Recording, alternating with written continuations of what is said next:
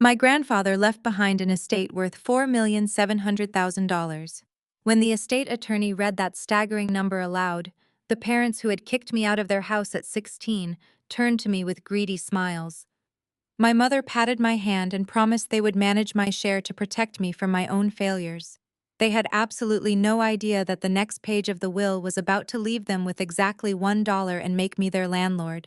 Before I continue this story, let me know where you are watching from in the comments below. Hit like and subscribe if you have ever had to stand your ground against toxic family members who thought they could walk all over you. I am Maya. I am 35 years old, and for the last 19 years, I have been a ghost to my own family. Sitting in the mahogany-paneled office of my late grandfather Jeremiah's attorney, the silence felt heavy enough to crush bone. The air smelled of old paper leather polish and the overpowering floral perfume my mother Vivian always wore when she wanted to command a room. Across the wide oak desk sat the people who shared my blood but had never acted like my family. My mother, Vivian, and my father Desmond were dressed as if they were attending a coronation rather than a will reading. They were dripping in designer labels from my mother's ostentatious red-bottom heels to my father's flashy, oversized watch. They had spent their entire lives obsessed with status-climbing social ladders and projecting an image of flawless wealth. Beside them sat my younger sister, Kiara. She was the golden child, the one who had been coddled, spoiled, and financially completely dependent on our parents for her entire life. Kiara was busy checking her reflection in her phone screen, looking bored but visibly eager for a payout. Next to Kiara sat her husband, Connor. Connor was a white man who worked as a junior partner at a mid-sized corporate law firm in Atlanta. He had always carried himself with an insufferable arrogance, acting as though marrying into a successful African-American family gave him the right to dictate our dynamics. From the moment we all walked into the attorney office, Connor had been attempting to intimidate the seasoned estate lawyer. He casually dropped legal jargon into the conversation, leaning back in his chair with his legs crossed, trying to establish dominance in a room where he had absolutely no authority. It had been 19 years since I last spoke to my parents. 19 years since they packed my bags, locked me out in the pouring rain, and told me I was a selfish disappointment. Yet today, they were putting on a sickeningly sweet performance of family unity. When I first walked into the waiting room earlier that morning, Vivian had actually gasped, rushed over, and tried to pull me into a hug. She called me her prodigal daughter. Desmond had offered a stiff, rehearsed smile. They thought I was exactly the same broken 16-year-old girl they had thrown away. They looked at my tailored, understated coat and assumed I was still struggling, completely blind to the fact that the fabric alone cost more than their mortgage payment. As we waited for the attorney to organize his documents, Vivian and Desmond treated the solemn occasion like a victory lap. They did not even bother to lower their voices as they leaned their heads together loudly, whispering about the renovations they planned to make to Grandpa Jeremiah's sprawling estate. Vivian talked about knocking down the walls in the sunroom to create an open-concept entertainment space for her high society friends. Desmond nodded eagerly, adding that they should clear out Jeremiah's beloved classic car collection to make room for a home theater. They spoke about a great man's legacy, as if it were a clearance sale they had just won. I sat quietly with my hands folded in my lap. In my line of work as a cybersecurity consultant, I am trained to observe, analyze threats, and wait for the right moment to strike. I watched them count their chickens before the eggs even hatched. I watched Connor tap his expensive pen against his knee, looking at me with thinly veiled pity. He leaned over to Kiara and whispered something that made her giggle. They were so utterly convinced of their own superiority.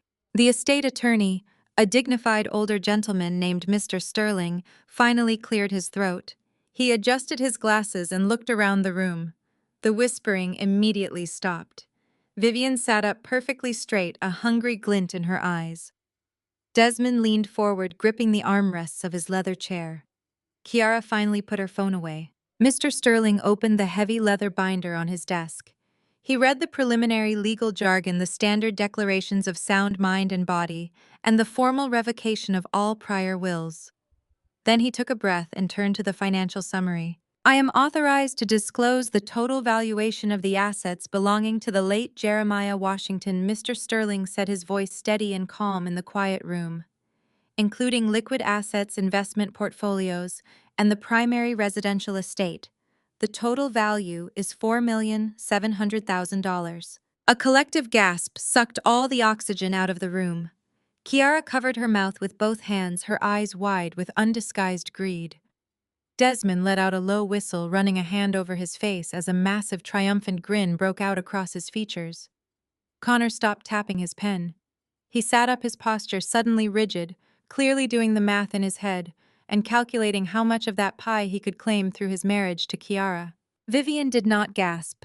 Instead, a slow, deeply satisfied smirk spread across her perfectly made-up face. She turned her head slowly to look at me. In her eyes, I saw decades of arrogance and control. She reached across the polished wood of the conference table and placed her manicured hand over mine, giving it a firm, condescending pat. "Do not worry, Maya," my mother said, her voice dripping with artificial sweetness and toxic pity. "We know you have struggled out there in the world since you left us. $4 million is a lot for a family to handle, but your father and I have discussed it.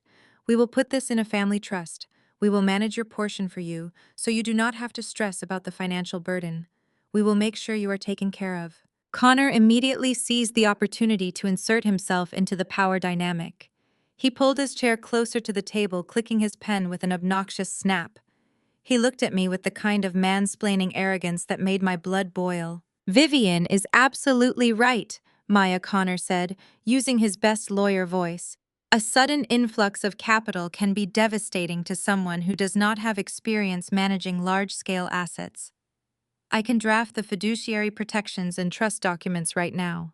We can set up a structured allowance for you. It is really just to keep you safe from yourself.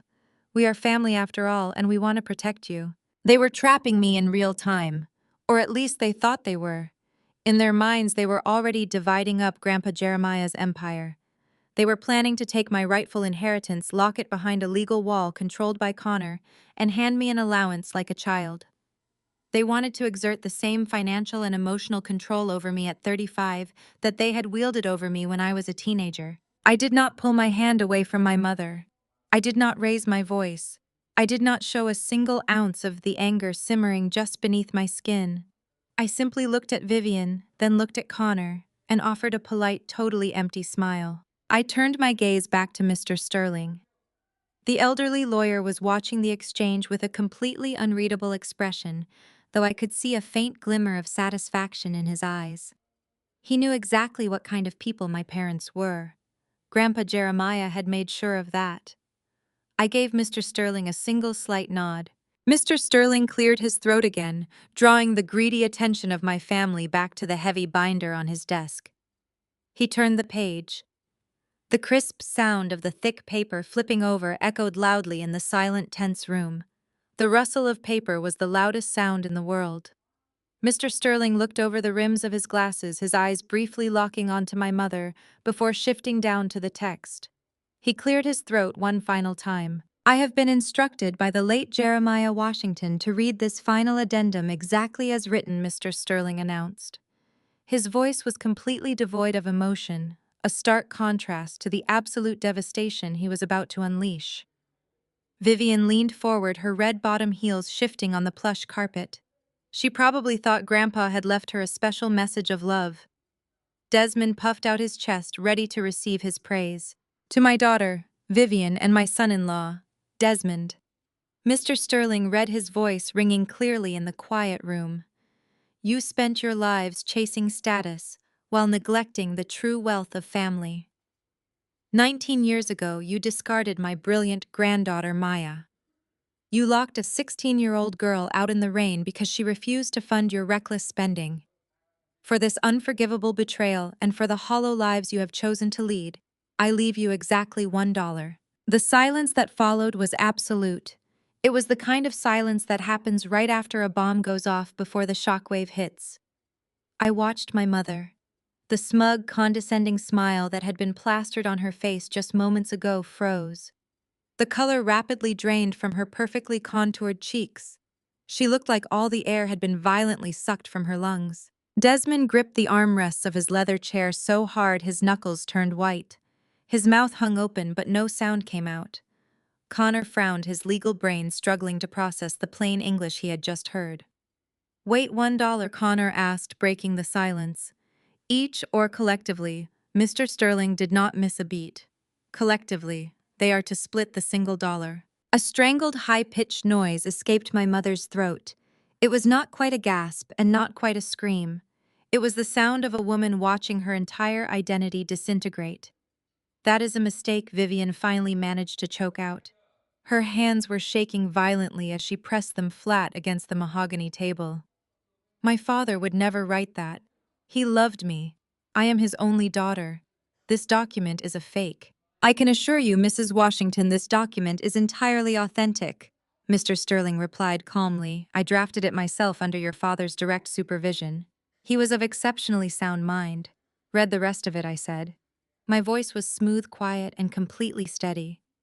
Vivian snapped her head toward me, her eyes wide with sudden, terrifying realization. "Yes, the addendum continues," Mr. Sterling said, adjusting his reading glasses. "Furthermore, the deed to the primary estate located in Buckhead, the property you currently reside in, is hereby transferred in its entirety to Maya. She has sole ownership and total discretion over your immediate eviction." If the first part of the addendum was a bomb, the second part was total nuclear fallout. "No!" Vivian shrieked. She shot out of her chair, her designer purse clattering to the floor. "That is my house. I picked out the drapes. I hosted the charity league there. He cannot give my house to her." "It was never your house, Vivian," Mr. Sterling corrected gently but firmly. "It belonged to the trust, and the trust has now transferred the deed to Maya." Desmond turned a bright, dangerous shade of purple. The veins in his neck bulged against his expensive silk tie. "Let me see that signature right now," he demanded, slamming his fist onto the desk. He had to be out of his mind. He had dementia. He was crazy. "I want to see the ink." "Your father-in-law passed a comprehensive cognitive evaluation. The very morning he signed this document," Mr. Sterling countered, pushing a certified medical record across the desk. "We anticipated this exact reaction.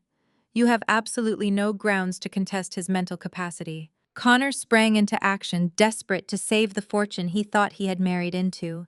He jumped up from his chair, his face twisted in arrogant fury. "This is highly irregular," Connor barked, pointing a finger at the elderly attorney. "You are acting in bad faith. I will have this entire estate frozen in probate by tomorrow morning. I am a partner at a corporate firm, and I will bury you in litigation. I will sue this office, I will sue the estate, and I will sue Maya for undue influence." I sat perfectly still, letting his tantrum wash over me. Connor was barking loud because he had no bite. He was a junior partner at best, trying to throw around weight he did not possess. "You are welcome to file whatever frivolous motions you please, Connor," Mr. Sterling said, entirely unbothered. "But as the document states, the transfer of the deed was completed prior to his death through a living trust. Maya already owns the house. The transaction is done. There is nothing for you to freeze." Kiara, who had been sitting in stunned silence, finally realized what this meant for her. Her limitless credit cards, her luxury shopping sprees, her entire lifestyle funded by my parents, living in our grandfather's house. It was all gone. "Mom, do something." Kiara whined, her voice pitching into a panicked cry. "Where are we going to live? What about my car payments?" "Connor, fix this." "I am trying to fix it," Connor snapped at his wife. The facade of their perfect marriage cracking under the sudden financial pressure. Vivian looked like she was going to be sick. She turned to me, her eyes wild, the toxic pity from earlier completely replaced by raw desperation. The condescending mother playing the savior was dead. Now she was just a woman terrified of losing her social status. "Maya," Vivian pleaded, reaching across the table again. This time I pulled my hand away before she could touch me. "Maya, please. You have to understand. Your grandfather was old and confused. You cannot possibly accept this. We are your family. We took care of you. You threw me out in the rain because I would not give you my minimum wage paycheck to pay off Kiara's car," I stated plainly. The absolute truth hung in the air, cold and undeniable. "You told me I was useless. You told me I would never amount to anything. You told me to never come back. You were a difficult teenager," Desmond yelled, pointing an accusing finger at me. You were stubborn and disrespectful. We did what we had to do to teach you a lesson. And now I am teaching you one, I replied. I stood up slowly. I smoothed the lapels of my tailored coat, letting my hands rest briefly on the luxurious fabric. I made sure they saw the custom stitching, the elegant cut, the undeniable proof of a wealth they could not comprehend. I did not look like a struggling dropout. I looked like the boss I was. I looked at my mother, whose face was stained with mascara tears. I looked at my father, who was breathing heavily in defeated rage. I looked at Kiara sobbing into her hands, and Connor frantically scrolling through his phone, looking for legal loopholes that did not exist. You wanted to manage my life, I said, my voice cutting through the sounds of their panic. You wanted to put me on an allowance. You wanted to protect me from myself. Vivian opened her mouth to speak, but I held up a single finger, silencing her instantly. You currently reside in my house, I announced, savoring the taste of every single syllable. You have 30 days to pack your designer clothes and vacate my property. If you leave so much as a scratch on the hardwood floors, I will deduct the repair costs from your $1 inheritance. You cannot do this to us, Vivian wailed, burying her face in Desmond's shoulder. We have nowhere to go. All our friends live in that neighborhood. What will people say? They will probably say you should have planned better, I offered cheerfully. I turned to Mr. Sterling, who was calmly organizing his files. Thank you for your time today, Mr. Sterling. I will be in touch regarding the execution of the remaining assets. It is my pleasure, Maya, the attorney replied, giving me a respectful nod. Your grandfather would be very proud of how you handled yourself today. I did not spare my family another glance. I did not need to see their tears or hear their excuses. I simply turned on my heel and walked toward the heavy oak doors of the office. Behind me, the room dissolved into absolute chaos. I could hear Connor yelling at Desmond about financial liabilities. I could hear Kiara sobbing about how unfair her life was. I could hear my mother screaming my name, begging me to come back and negotiate. I pushed the office doors open and stepped out into the hallway. The thick wood swung shut behind me, instantly muffling the sounds of their complete and utter destruction. I took a deep breath of the cool, conditioned air. My heart was beating steadily. My hands were not shaking. I felt a profound, incredible sense of peace. I walked down the long corridor toward the elevators, my heels clicking sharply against the marble floor. Every step felt like shedding a physical weight. For 19 years I had carried the heavy burden of their rejection. I had let their cruel words echo in the back of my mind, while I worked late nights, built my business, and secured my future. I had spent nearly 2 decades proving to myself that I was not the worthless girl they threw away. But today, I did not just prove it to myself. Today, the universe delivered the ultimate receipt. My grandfather had seen them exactly for who they were: greedy, empty, and cruel. And he had seen me for exactly who I am. I reached the elevator bank and pressed the button for the lobby. The digital numbers above the doors counted down, chiming softly as the metal doors slid open. I stepped inside the empty car and turned around, watching the reflection of the polished lobby in the mirrored walls. The trap had sprung perfectly. They walked in expecting to feast on my grandfather's legacy and treat me like a helpless child. Instead, they walked out, bankrupt, humiliated, and entirely at my mercy. But I knew this was not the end of the war. Vivian and Desmond were obsessed with their image, and Connor was obsessed with his ego. They would not surrender a multi-million-dollar estate without trying to drag me down with them. As the elevator descended toward the ground floor, I reached into my pocket and pulled out my phone. I had a lot of work to do and exactly 30 days to watch them squirm. The lobby of the law building was bright and echoing with the sound of busy professionals. I strode past the reception desk without a backward glance and pushed through the revolving glass doors into the crisp Atlanta afternoon. My private driver, David, was already waiting at the curb. He stepped out immediately, opening the rear door of my armored black SUV. I slid into the plush leather interior, the heavy door shutting behind me with a solid, satisfying thud that blocked out the noise of the city. Before David even pulled the vehicle away from the curb, my phone began to vibrate violently against my palm. The screen lit up with a rapid-fire succession of text messages. They were from Kiara. "How could you do this to us?" my sister texted. We are your family. Connor says you are going to jail for fraud. You better answer the phone right now. You are a monster. I swiped the notifications away, feeling absolutely nothing but a cold, clinical satisfaction. Then the calls started. First came a barrage of blocked numbers, which I knew instantly were Vivian and Desmond trying to bypass my phone settings. They were scrambling, desperate to regain the upper hand, trying to scream at me through the phone because their physical threats no longer held any power. I ignored the calls and dialed my head of security at the firm. Tyson answered on the first ring. Lock down the perimeter. I instructed, my voice crisp and authoritative. I want Vivian, Desmond, Kiara, and Connor flagged in the system immediately. Distribute their photos to all lobby personnel and the parking garage attendants. If their vehicles come anywhere near our corporate headquarters, I want them denied entry and escorted off the premises by armed guards. Do not engage in conversation with them, just remove them. Tyson confirmed the orders without hesitation. I ended the call and dialed my business partner. Chloe picked up immediately. Tell me the building is still standing, Chloe said, a knowing smirk audible in her voice. The building is fine. Fine, I replied, watching the city skyline roll past the tinted windows. But my parents are currently hyperventilating in an estate lawyer's office. The bomb dropped perfectly. They have 30 days to pack up their designer bags and vacate my property. Chloe let out a sharp laugh.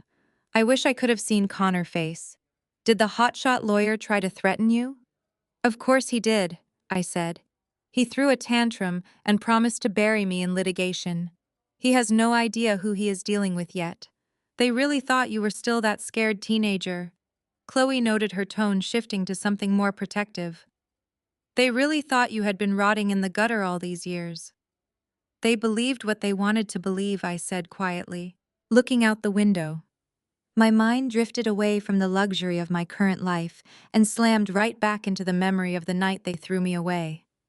19 years is a long time, but the sting of that particular betrayal had been carved into my bones. I was 16 years old.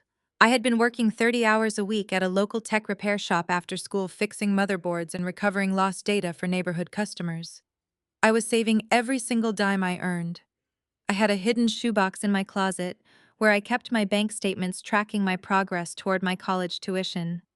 I was brilliant with computers, and I knew education was my only ticket out of their toxic household. But Vivian and Desmond had other plans.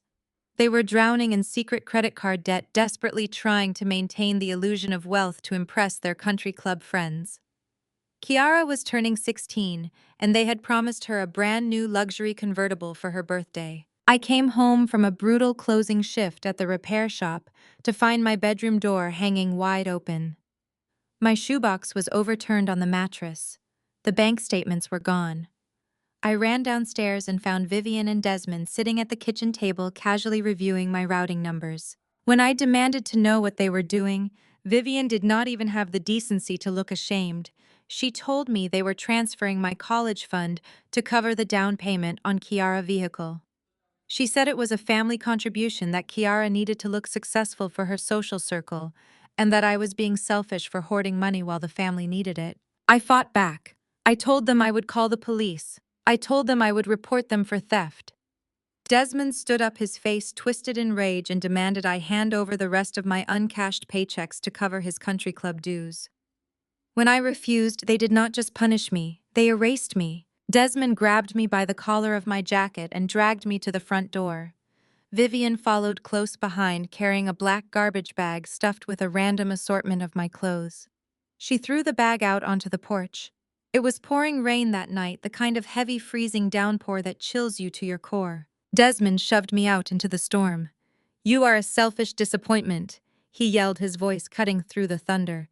"You are a parasite. Do not ever come back to this house." The heavy oak door slammed shut. I heard the deadbolt slide into place. I stood there shivering on the porch, watching the water soak through my meager belongings, realizing that the people who were supposed to protect me had just sacrificed me to save their own vanity. I survived. I took my remaining cash, found a cheap room to rent with other students, and threw myself into my education. I clawed my way through a grueling degree program on full academic scholarships. I worked tirelessly in the cybersecurity sector, identifying vulnerabilities and building defense systems. I partnered with Chloe, and together we built a firm that catered to the top corporate players in the country. I became wealthy, independent, and untouchable. And through all of it, I let Vivian and Desmond believe their own lies. They told the extended family that I was a runaway, a high school dropout, who got mixed up with the wrong crowd. They spun a tragic tale to garner sympathy at their dinner parties, acting like devastated parents while they lived off the money they stole from my future. I never corrected the rumors. I preferred being a ghost to them. It kept them away from my growing empire. But I was not a ghost to everyone. So what is the next move? Chloe asked, pulling me back to the present moment. Connor is going to try to hit you with a lawsuit by tomorrow morning. Are we preparing the legal team? Let him try, I said, a genuine smile touching my lips. He is walking blindly into a minefield. Grandpa Jeremiah made sure of that. The mention of my grandfather sent a wave of warmth through my chest. Vivian and Desmond truly believed Jeremiah was just an old, confused man fading away in his mansion. They had no idea that 2 years ago, Jeremiah had hired a private investigator to track down his missing granddaughter. The investigator found me in a corner office of a high-rise building running a multi-million-dollar tech security firm. I will never forget the day Jeremiah walked into my office. He was already getting sick, leaning heavily on a wooden cane, but his eyes were sharper than ever. He sat across from my desk, looked at the awards on my wall, and wept.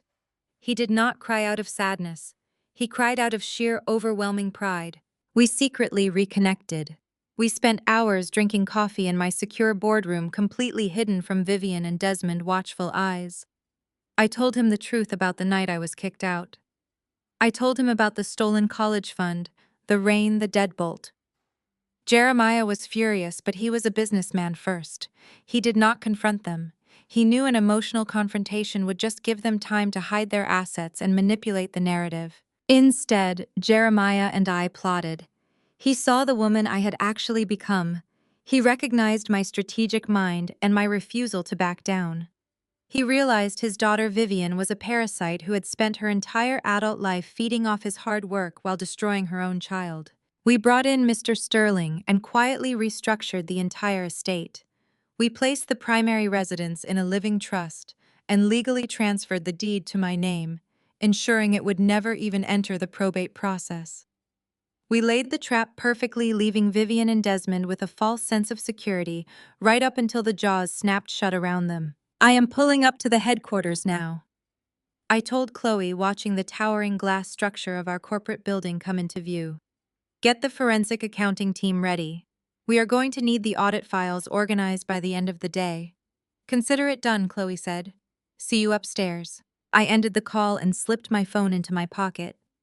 The black SUV glided smoothly into the private underground parking garage.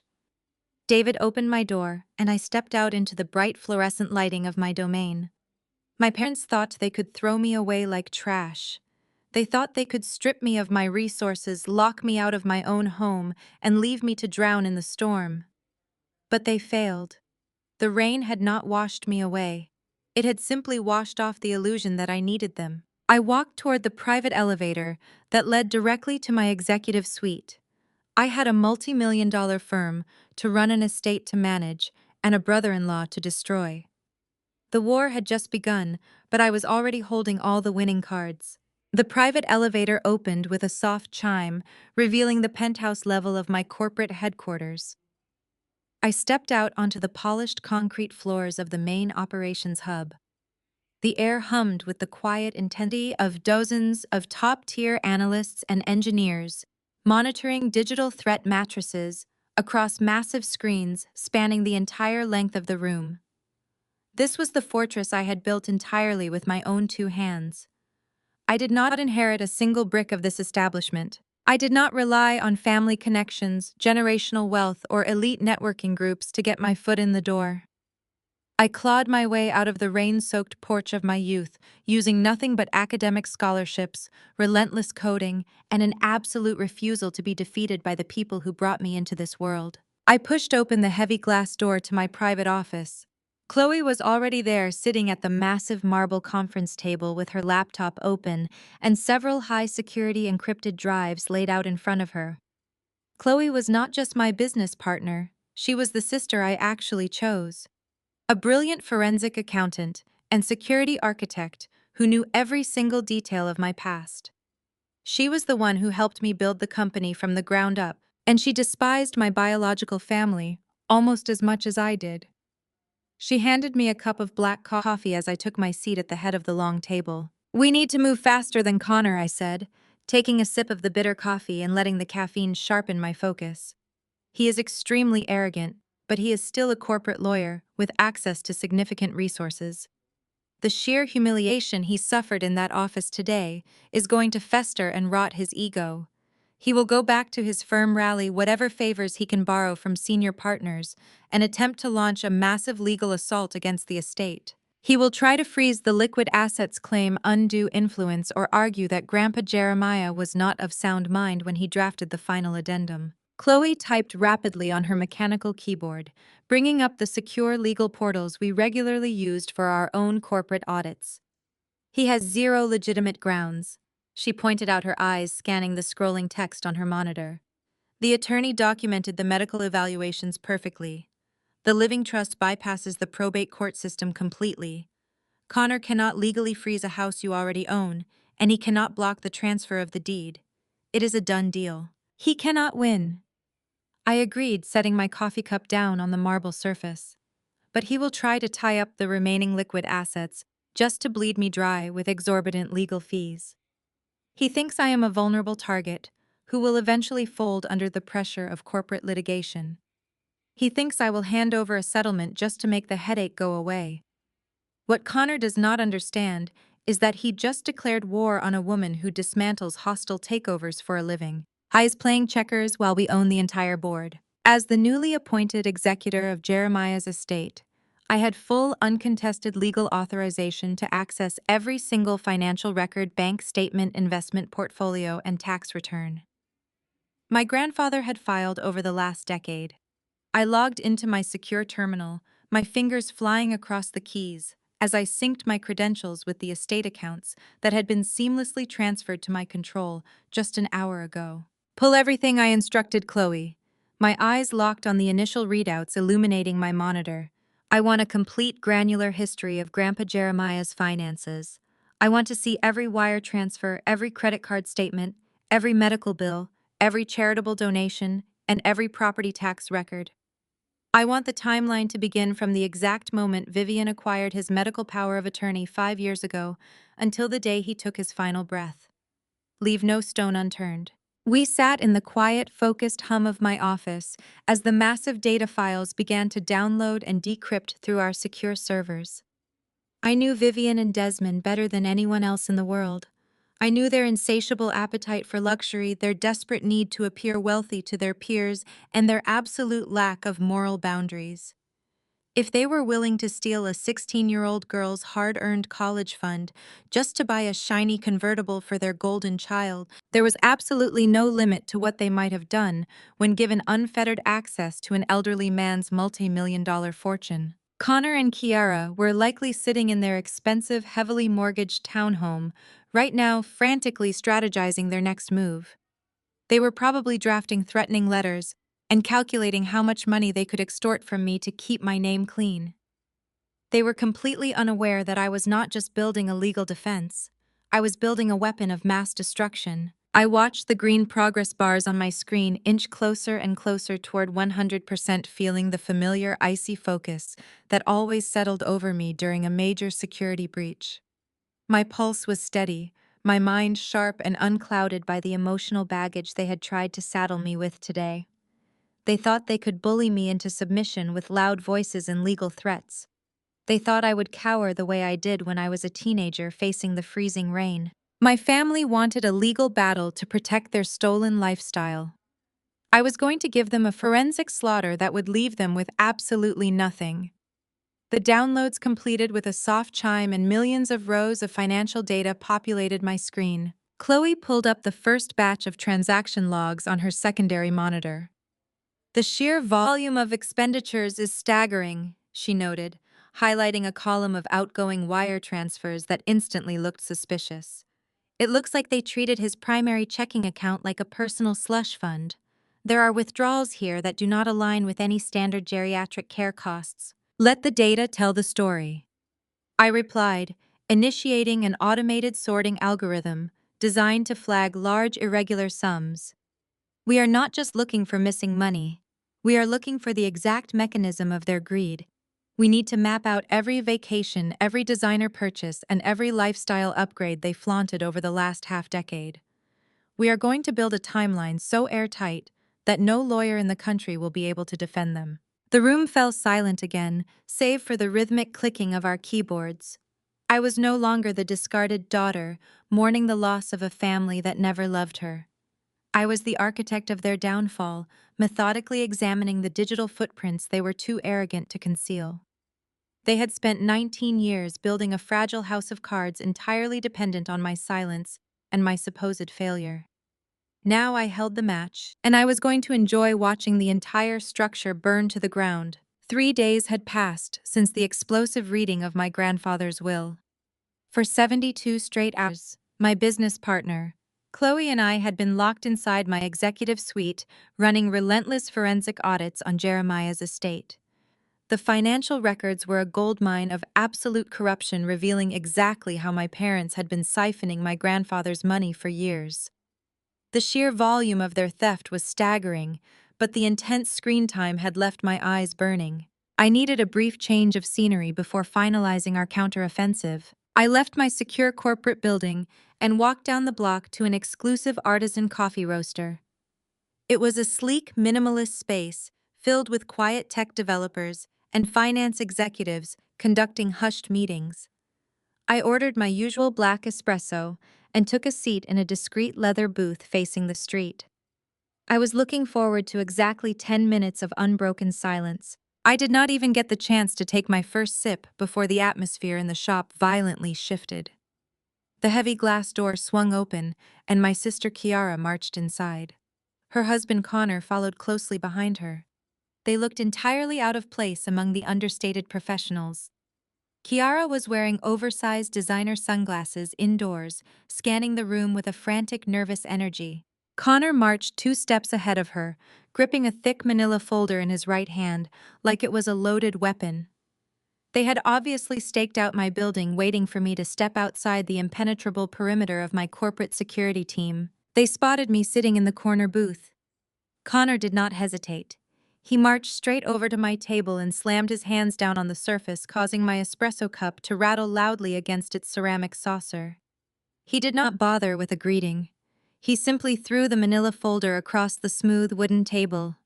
It skidded and stopped exactly an inch from my coffee. I leaned back into the plush leather upholstery, crossing my legs and folding my hands neatly in my lap. I did not flinch. I did not look at the folder. I kept my gaze locked entirely on Connor. His face was flushed with manufactured authority and unearned confidence. Kiara slid into the booth opposite me, pulling off her sunglasses to reveal eyes she had clearly forced to look red and puffy for dramatic effect. "Maya, we are going to make this very simple for you," Connor announced, his voice booming much too loud for the quiet coffee shop. Several patrons at nearby tables turned to stare, but Connor ignored them entirely. He unbuttoned his expensive suit jacket with a smug, arrogant flick of his wrist, standing tall to try and use his physical height to intimidate me. "I am stepping in to handle this absolute mess you created before you destroy this family permanently. I have drawn up a comprehensive settlement agreement to fix your mistake." I raised a single eyebrow, waiting for him to continue. I wanted him to speak. I wanted him to empty his entire arsenal right here in public, so I could measure exactly how foolish he truly was. Connor took my calm silence as submission. A triumphant smirk crept across his face as he launched into a deeply condescending lecture, breaking down basic legal concepts as if he were explaining the rules of a board game to a slow child. "Listen carefully, Maya, because probate law is incredibly complex, and I do not want you to get confused by big words," Connor said, leaning closer over the table. "When an elderly person with declining health makes sudden drastic changes to their estate plan, it creates an immediate legal presumption of undue influence.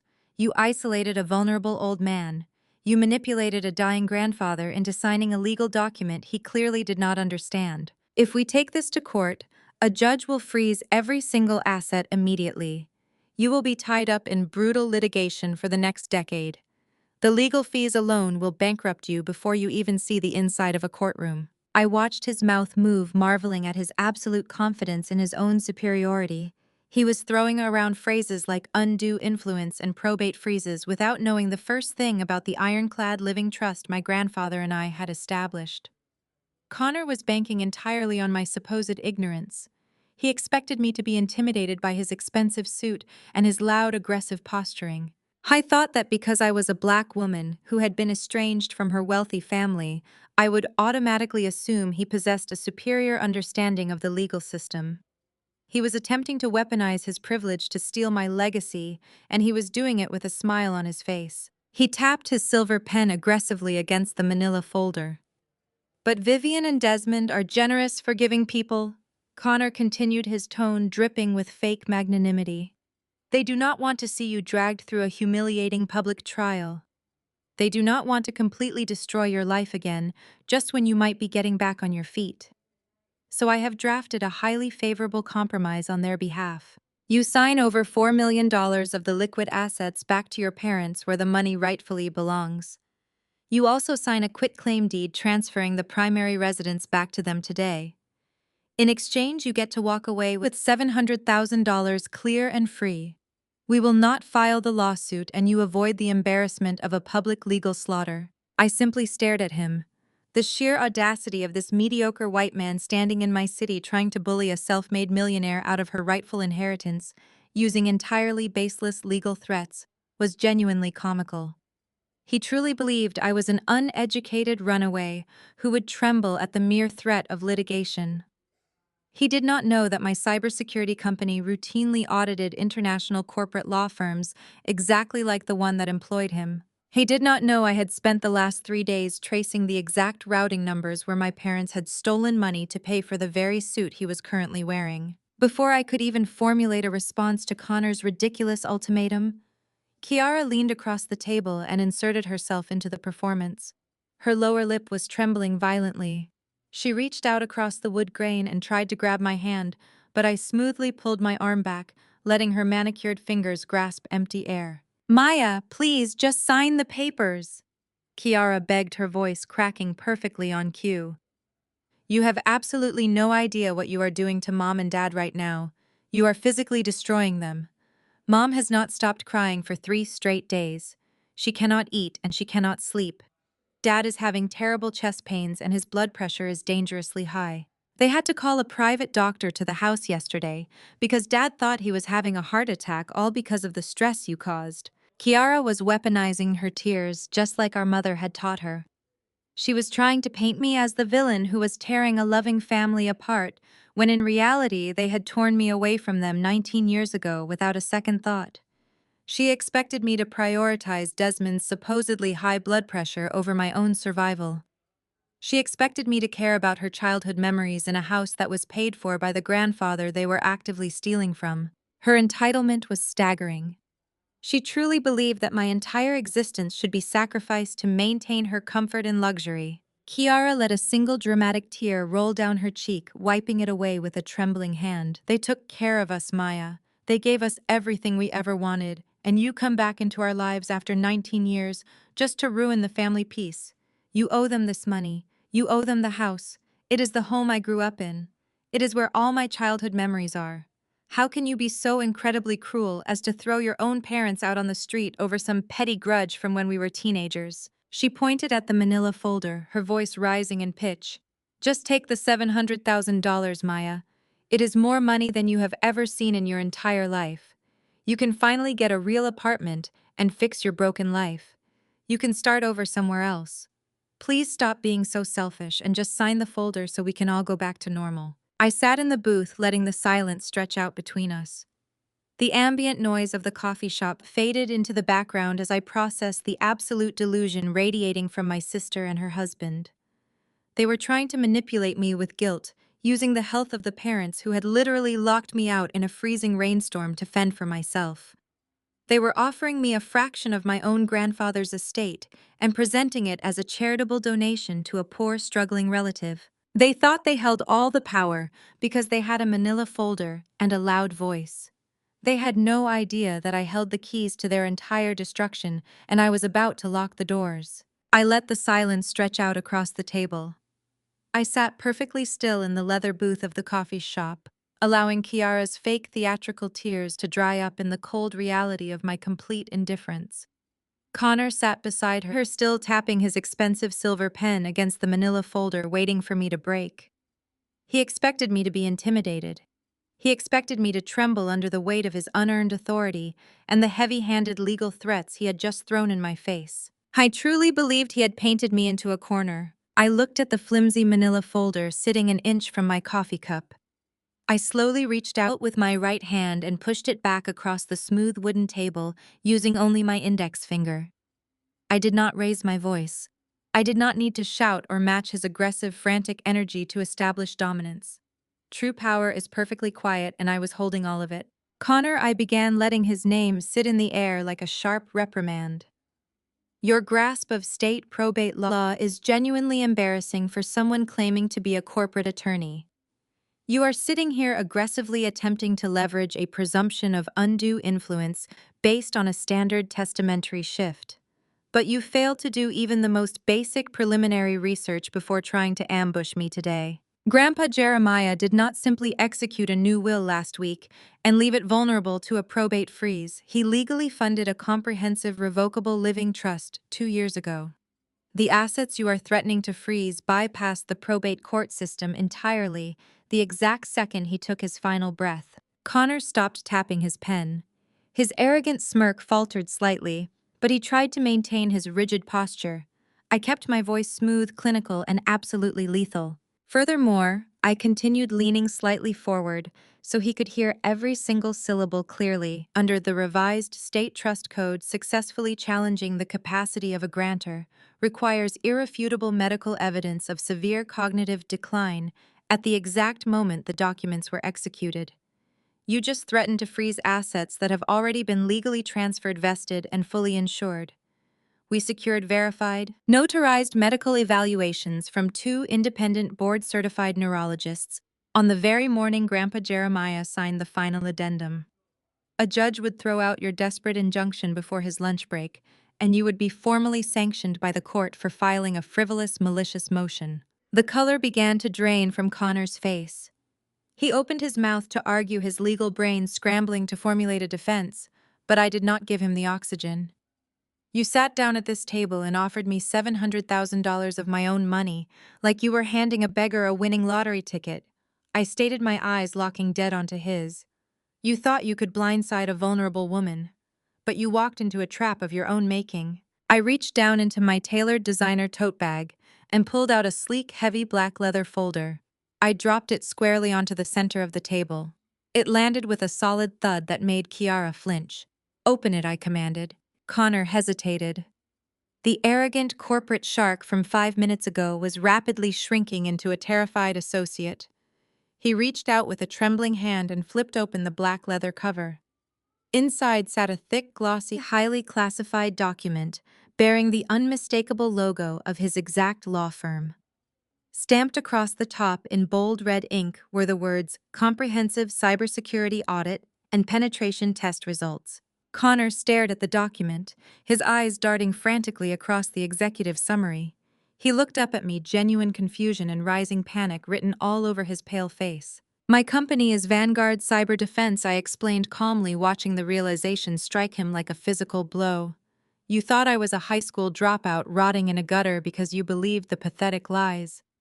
Vivian and Desmond spun to cover up their own financial crimes. The reality is that I am the founder and chief executive officer of a top-tier tech security firm. Last month, the senior managing partners of your law firm, Richard Caldwell and Harrison Pierce, personally hired Vanguard on a multi-million-dollar annual retainer to overhaul your entire digital infrastructure. Connor stopped breathing. He looked down at the document again, seeing his boss's direct signatures on the service agreement printed on the second page. We ran a massive granular audit on your firm. I continued, my voice steady and unyielding. My engineering team exposed critical vulnerabilities in your secure client portals. We patched breaches in your internal communications network. I spent 3 hours in a private boardroom last Thursday briefing Caldwell and Pierce on how easily a hostile entity could dismantle your firm's reputation.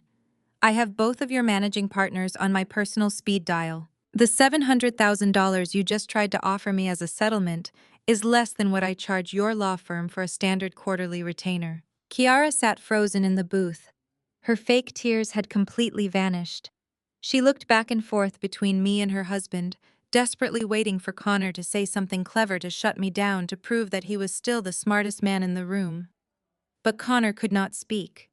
The crushing weight of his colossal miscalculation was paralyzing him.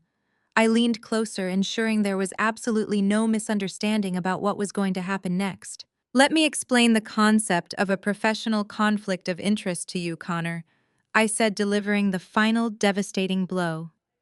You are a highly replaceable junior attorney at a firm that is currently paying me millions of dollars to keep their sensitive data from leaking onto the dark web.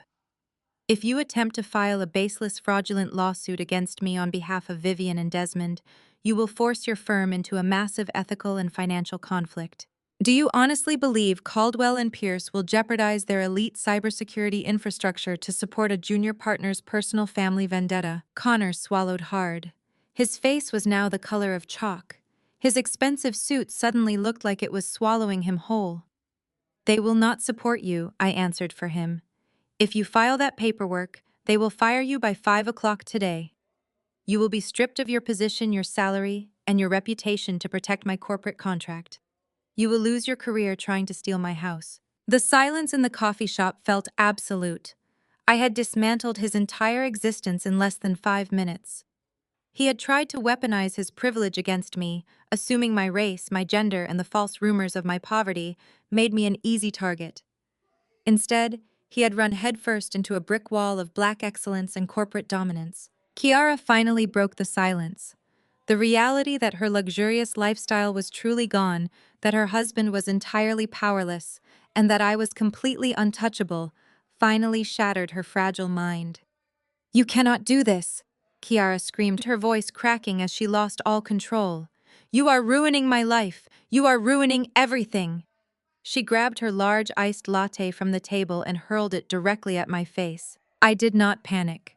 I simply leaned my upper body to the left with smooth, practiced calm. The heavy plastic cup sailed past my shoulder and smashed violently against the leather upholstery of the booth behind me. Ice cubes and cold milk exploded across the seat, dripping down the wall in a messy, pathetic display of her complete emotional failure. Several customers gasped. A barista rushed out from behind the counter looking horrified at the mess Kiara had just created. Connor grabbed Kiara by the arm, dragging her back down into the booth as she continued to sob and shake hysterically. He looked terrified that someone was going to call the police. I did not look back at the spilled coffee. I calmly picked up my sleek black leather folder and slipped it back into my designer tote bag. I stood up from the table, smoothing the wrinkles from my tailored trousers. I looked down at Connor, who was frantically trying to quiet his hysterical wife while avoiding the staring eyes of every single person in the coffee shop. "I suggest you spend your afternoon updating your resume instead of drafting frivolous lawsuits," I told him, "and remind Vivian and Desmond that the clock is ticking. They have 27 days left to vacate my property." I reached into my pocket, pulled out a crisp $20 bill, and dropped it right on top of Connor's pathetic manila folder to cover the cost of my espresso. I turned my back on them and walked toward the exit. I pushed the heavy glass doors open and stepped out into the bright, warm Atlanta sunshine. I did not look back. I left them sitting in a puddle of spilled milk and shattered egos, completely trapped in the humiliating mess they had made, with absolutely no one to pay the bill but themselves. The warm Atlanta sun on my face felt like a victory lap as I walked away from the coffee shop. I stepped back into the sleek interior of my waiting vehicle and instructed David to take me straight to the office. The petty skirmish with Connor and Kiara was over. They were a distraction, a noisy nuisance that I had swatted away with minimal effort. Now it was time to execute the real war strategy. Grandpa Jeremiah had entrusted me with his legacy, and I was going to dismantle the parasites who had infected his final years. By the time I reached my corporate headquarters, the official documents from Mr. Sterling had been processed and securely filed. I was now the sole uncontested executor of Jeremiah Washington's estate. The legal weight of that title gave me absolute unrestricted access to every financial footprint my grandfather had left behind. More importantly, it gave me the legal authority to scrutinize every single decision my mother had made while she held his medical and financial power of attorney. I walked directly into the secure data center on our penthouse floor. Chloe had already assembled our top 3 forensic accounting specialists. The room was illuminated by the cool blue glow of massive monitors displaying decades of my grandfather's financial history. I took my place at the head of the long glass table. We were not looking at a standard portfolio. Grandpa Jeremiah had built a logistics and shipping empire from the ground up. His assets were complex, diversified, and highly lucrative, but my focus was narrow. I told my team to isolate the data from exactly 5 years ago. 5 years ago was the turning point. That was the year Grandpa Jeremiah suffered his first major stroke. It was the year his iron grip on his own life began to slip, and the exact moment Vivian swooped in like a vulture. She had petitioned for and secured full power of attorney, claiming she wanted to manage his care and relieve him of his financial burdens. She painted herself as the devoted daughter stepping up to the plate. I knew better. I told Chloe to run a comparative analysis between the estate's outgoing cash flow and Vivian's personal banking records. The algorithms began to sort through the noise matching dates, amounts, and routing numbers.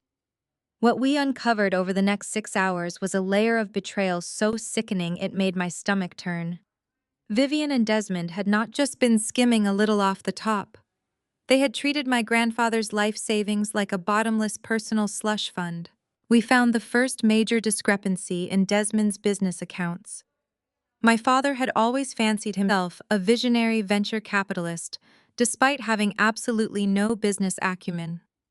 The data showed that just weeks after Vivian secured the power of attorney, massive unexplained withdrawals began bleeding out of Jeremiah's primary investment portfolio. Hundreds of thousands of dollars were liquidated and funneled directly into a series of shell companies Desmond had set up. High through Grandpa's hard-earned logistics money at dead-end tech startups, shady real estate developments, and foolish stock ventures. Every single one of them tanked. Lost nearly $1 million of stolen money trying to play the big-shot investor to his country club friends, and Vivian had covered his tracks by burying the losses in complex corporate tax filings. But Desmond's financial incompetence was nothing compared to Vivian's vanity. Chloe brought up a separate monitor tracking Vivian's personal spending alongside the estate's liquid assets. The timeline was undeniably clear. Every time Vivian needed to fund her extravagant lifestyle, another chunk of Grandpa's wealth mysteriously vanished. We mapped out wire transfers that lined up perfectly with her luxury vacations. There was a withdrawal of $40,000 just 3 days before Vivian and Desmond took a month-long trip to the Amalfi Coast. There was a liquidation of $75,000 immediately preceding Vivian's purchase of a rare limited edition designer handbag collection that she had proudly flaunted all over social media. I pulled up her old posts on my phone, cross-referencing the dates of her glamorous photos from Paris, Dubai, and Milan with the exact moments my grandfather's accounts were drained. She was drinking vintage champagne on private yachts paid for by the father she was supposedly caring for. The sheer entitlement was disgusting. They had kicked me out into the freezing rain for refusing to hand over my minimum wage paycheck, but they felt completely justified in stealing millions from a vulnerable, dying old man. I sat in the glow of the monitors, my jaw clenched so tight my teeth ached. This was not just greed, this was systematic, calculated financial abuse. We dug deeper, cutting through the layers of obfuscation Vivian had tried to establish. She had hired mediocre accountants to hide the money trails, but they were no match for a top-tier cybersecurity firm. Chloe's fingers flew across her keyboard as she bypassed encrypted firewalls and unraveled the dummy accounts Vivian had set up to launder the funds. Then we hit the darkest corner of the audit. I asked Chloe to pull up the records for Grandpa Jeremiah's medical care fund. When his health first began to fail, Jeremiah had specifically designated a massive high-yield trust account strictly for his medical needs. The money was supposed to guarantee him the best quality of life possible. It was earmarked for round-the-clock at home, nursing staff, specialized physical therapy, top-tier medical equipment, and private physicians. He wanted to die with dignity in his own home, surrounded by excellent care. Chloe opened the ledger for the medical trust, and the room went completely silent. The account was virtually empty. I leaned closer to the screen, my heart pounding with a mixture of rage and sorrow. Vivian had systematically fired the expensive, highly qualified nursing staff Grandpa had requested. She replaced them with a cheap part-time care service that only checked on him a few hours a day. She had canceled his specialized physical therapy sessions, claiming he was too tired to participate. She had cut every single corner regarding his comfort and his health, leaving him isolated in that massive house. And she did it so she could steal the money. I stared at the screen as the transaction history loaded. Over a period of 18 months, Vivian had drained the medical trust through a series of escalating wire transfers. The funds meant to ensure her own father lived his final years in comfort were ruthlessly diverted. The most glaring discrepancy stared back at me from the digital ledger. It was a single massive wire transfer for exactly $150,000. It was executed just days after Grandpa's doctors recommended an intensive, expensive round-the-clock care regimen. Vivian had denied the doctor's request, citing a lack of liquid funds, and then immediately wired that exact amount out of the medical trust. "Trace it," I commanded, my voice dropping to a dangerous, deadly whisper. "Trace that exact routing number. I want to know where every single penny of that $150,000 went." Chloe did not say a word. She simply typed. The forensic software locked onto the routing numbers, tracking the digital fingerprints of the stolen money as it bounced through two different intermediary bank accounts Vivian had set up to clean the funds. But digital money always leaves a trail, and my firm was the best in the world at following it. The software bypassed the intermediary banks and landed solidly on the final destination account. The screen blinked green, displaying the registered owner of the receiving account. It was not a medical supply company. It was not a private physician. It was an elite, ultra-luxury event planning agency based in Atlanta. I stared at the name of the agency, the pieces of the puzzle snapping together with sickening clarity. I pulled out my phone and quickly searched the event planner's name alongside my sister's name. A barrage of glossy, high-resolution photographs flooded my screen. The timeline matched perfectly. The $150,000 drained from my grandfather's life-preserving medical fund had been wired directly to the event planners orchestrating Kiara and Connor's wedding. I looked at the photographs of my sister smiling in her custom-imported gown. I looked at the towering floral arrangements, the crystal centerpieces, the imported champagne, and the string quartet. I looked at Connor, the arrogant lawyer who had tried to bully me just hours ago, standing at the altar, looking incredibly pleased with himself. I looked at Vivian and Desmond beaming in the front row, playing the role of wealthy, generous parents, hosting the society event of the season. They had paid for their golden child's extravagant destination wedding by stealing the money meant to keep my grandfather breathing comfortably. They had literally sacrificed his health, his dignity, and his care to fund a party. A cold, absolute calm washed over me. The kind of calm that only comes when you realize the people you are fighting have absolutely no humanity left to appeal to. They were not just bad parents. They were criminals who had exploited a dying man for a photo opportunity. Chloe looked at me from across the glass table. She saw the shift in my posture, the deadly stillness in my eyes. She knew exactly what I was looking at on my phone. "Package this entire dataset," I instructed my team, my voice steady and devoid of all emotion. "Document every routing number, every signature, and every timestamp. Cross-reference the wire transfers with the event planner's invoices. I want this audit completely airtight, certified, and ready for criminal prosecution." I stood up from the conference table and walked over to the floor-to-ceiling windows overlooking the city. The sun was beginning to set, casting long, dark shadows across the Atlanta skyline. Vivian, Desmond, Connor, and Kiara thought they were untouchable. They thought their stolen wealth and their country club status made them invincible. They had no idea that I had just uncovered the exact weapon I needed to destroy their lives completely, and I was going to use it on the biggest stage possible. Chloe sat across from me in the server room, her expression matching the disgust I felt. We did not need to speak. The evidence was irrefutable.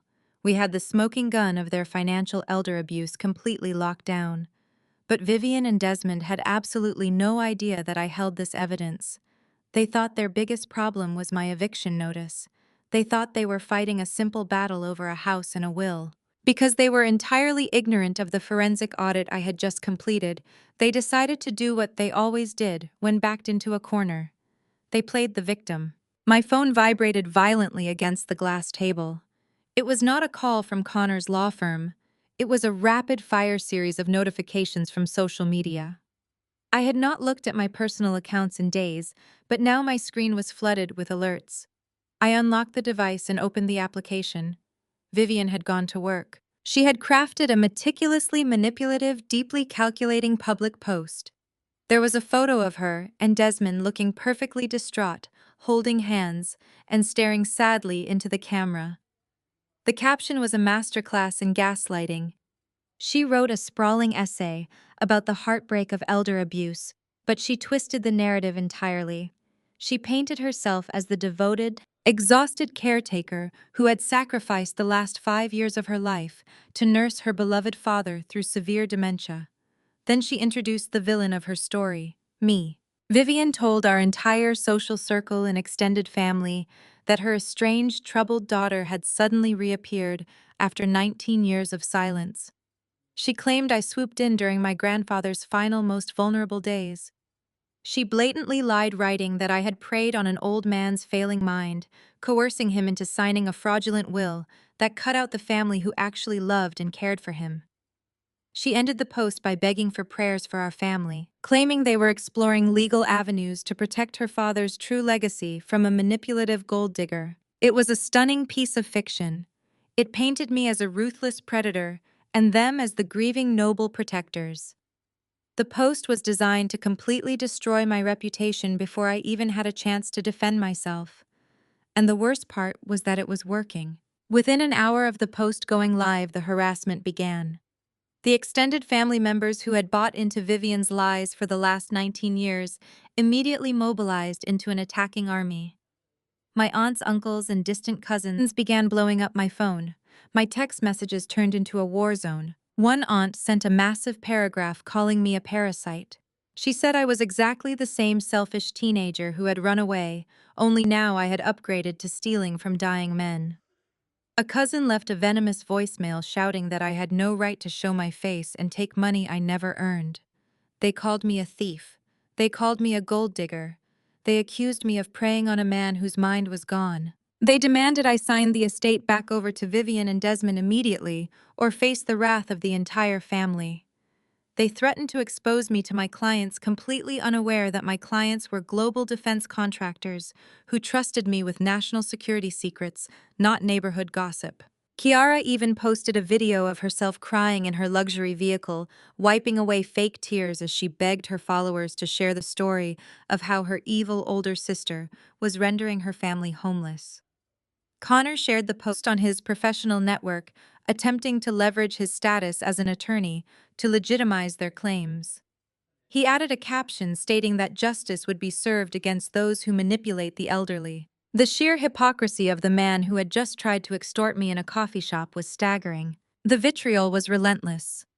My phone screen lit up every 10 seconds with another hateful message from someone who shared my blood but knew absolutely nothing about my life. For a brief, fleeting moment, the old wounds from my teenage years flared up. I felt the familiar sting of being the family scapegoat, the one everyone was so eager to hate. But I was not a terrified 16-year-old girl anymore. I was a 35-year-old self-made powerhouse, and I did not flinch under pressure. Chloe looked at my phone, buzzing furiously on the desk. "You want me to shut them down?" she asked, her fingers hovering over her keyboard. "I can wipe their accounts or drop a fraction of this audit online right now. We can end this smear campaign in 2 minutes." I shook my head, my eyes locked on the vitriolic text messages. "No," I said, my voice dangerously calm. "Let them talk. Let them type every single defamatory lie they want. Let Vivian dig this hole as deep as she possibly can. Never interrupt your enemy when they are making a massive mistake." I refused to engage online. I did not type a single defensive reply. I did not post a counter statement. I did not answer a single aggressive phone call from my furious aunts and uncles. I went completely and utterly silent on every public front. I let Vivian believe her smear campaign was working. I let Desmond think his social standing was secure. I let them bask in the outpouring of fake sympathy from their country club friends. My silence was not a surrender. It was an ambush in the making. Instead of wasting my energy screaming on the internet, I channeled every ounce of my focus into compiling the ultimate weapon. Chloe and I spent the next 48 hours building an airtight, irrefutable criminal fraud packet. We did not just print out bank statements, we constructed a devastating narrative of raw data. We took Vivian's tearful social media post, where she claimed to be a devoted, exhausted caretaker, and we placed it right next to the high-resolution photos of her sipping champagne in a private cabana in Dubai during the exact weeks she claimed to be nursing my grandfather. We took the receipts for Kiara's towering wedding cake and the imported floral arrangements, and we cross-referenced them with the cancelled invoices from the specialized physical therapists my grandfather desperately needed. We highlighted the routing numbers that proved beyond a shadow of a doubt that Vivian and Desmond had committed felony embezzlement. We organized the evidence into thick, heavy binders. We backed everything up on encrypted drives. We verified the metadata so no defense attorney could ever claim the documents were altered. It was a masterpiece of forensic accounting. It was undeniable proof of financial elder abuse, a crime that carried severe mandatory prison sentences. My phone continued to buzz with hateful messages from cousins who thought they were defending a righteous mother. I simply silenced the device and tossed it into my bag. Let them call me a gold digger. Let them call me a manipulator. The court of public opinion meant absolutely nothing compared to a federal indictment. I picked up the thick binder of criminal evidence and felt the sheer, undeniable weight of it in my hands. Vivian had weaponized her social media to try and break me, but she had brought a localized rumor mill to a corporate war. She thought she was controlling the narrative by crying on the internet. She had no idea that I was holding the key to her actual prison cell. I looked at Chloe, who was securing the final digital backups into our heavily fortified server. "We have everything we need," I announced, securing the binder into my leather briefcase. "Vivian and Desmond want to play the victims for their high society friends. They want to use Connor's corporate connections to make themselves look untouchable. So we are going to take this directly to their audience. We are not just going to beat them in a courtroom. We are going to publicly destroy them in front of the very people they are trying so hard to impress." I walked out of the secure server room with the absolute certainty of a predator who had cornered its prey. The smear campaign was nothing but noise. The real reckoning was coming, and I was going to deliver it flawlessly. The invitation had been sitting on the edge of my glass desk for 3 months. Caldwell and Pierce, the elite corporate law firm, where Connor strutted around as a newly minted junior partner, hosted an annual philanthropic gala in downtown Atlanta. It was the premier high society event of the season, a glittering, opulent playground where the city's wealthiest elites gathered to drink vintage champagne network aggressively and pretend they cared deeply about charitable causes. Tonight, it was also the exact stage Vivian and Desmond had chosen for their grand pity party. I sat in the center of my penthouse living room, a high-resolution tablet resting on my lap, watching their performance unfold in real time. Kiara had gone live on her social media accounts the very moment their rented limousine pulled up to the venue. She was wearing a sequined gown that cost more than most working families made in a year, holding her phone high to capture the flashing cameras of local society photographers. In the background of the live stream, Vivian was already hard at work. I zoomed in on the high-definition footage. My mother was clutching the arm of a prominent real estate developer, dabbing at her dry eyes with a monogrammed silk handkerchief. She was working the room with the surgical precision of a seasoned con artist, portraying the devastated, heartbroken matriarch to absolute perfection. Through the muffled, overlapping audio of Kiara's broadcast, I could catch distinct fragments of Vivian's perfectly rehearsed script. She was telling everyone who would listen that an estranged, deeply troubled daughter had suddenly reappeared out of nowhere to manipulate her dying father. She was soliciting sympathy from Atlanta's most powerful socialites, claiming that I was ruthlessly attempting to seize the family home and leave them utterly destitute on the streets. Desmond was doing his part over by the open bar, cornering potential investors and aggressively trying to secure emergency bridge loans to cover the massive financial hole they were about to fall into. They were utilizing Connor's VIP access to squeeze every single ounce of leverage out of the evening.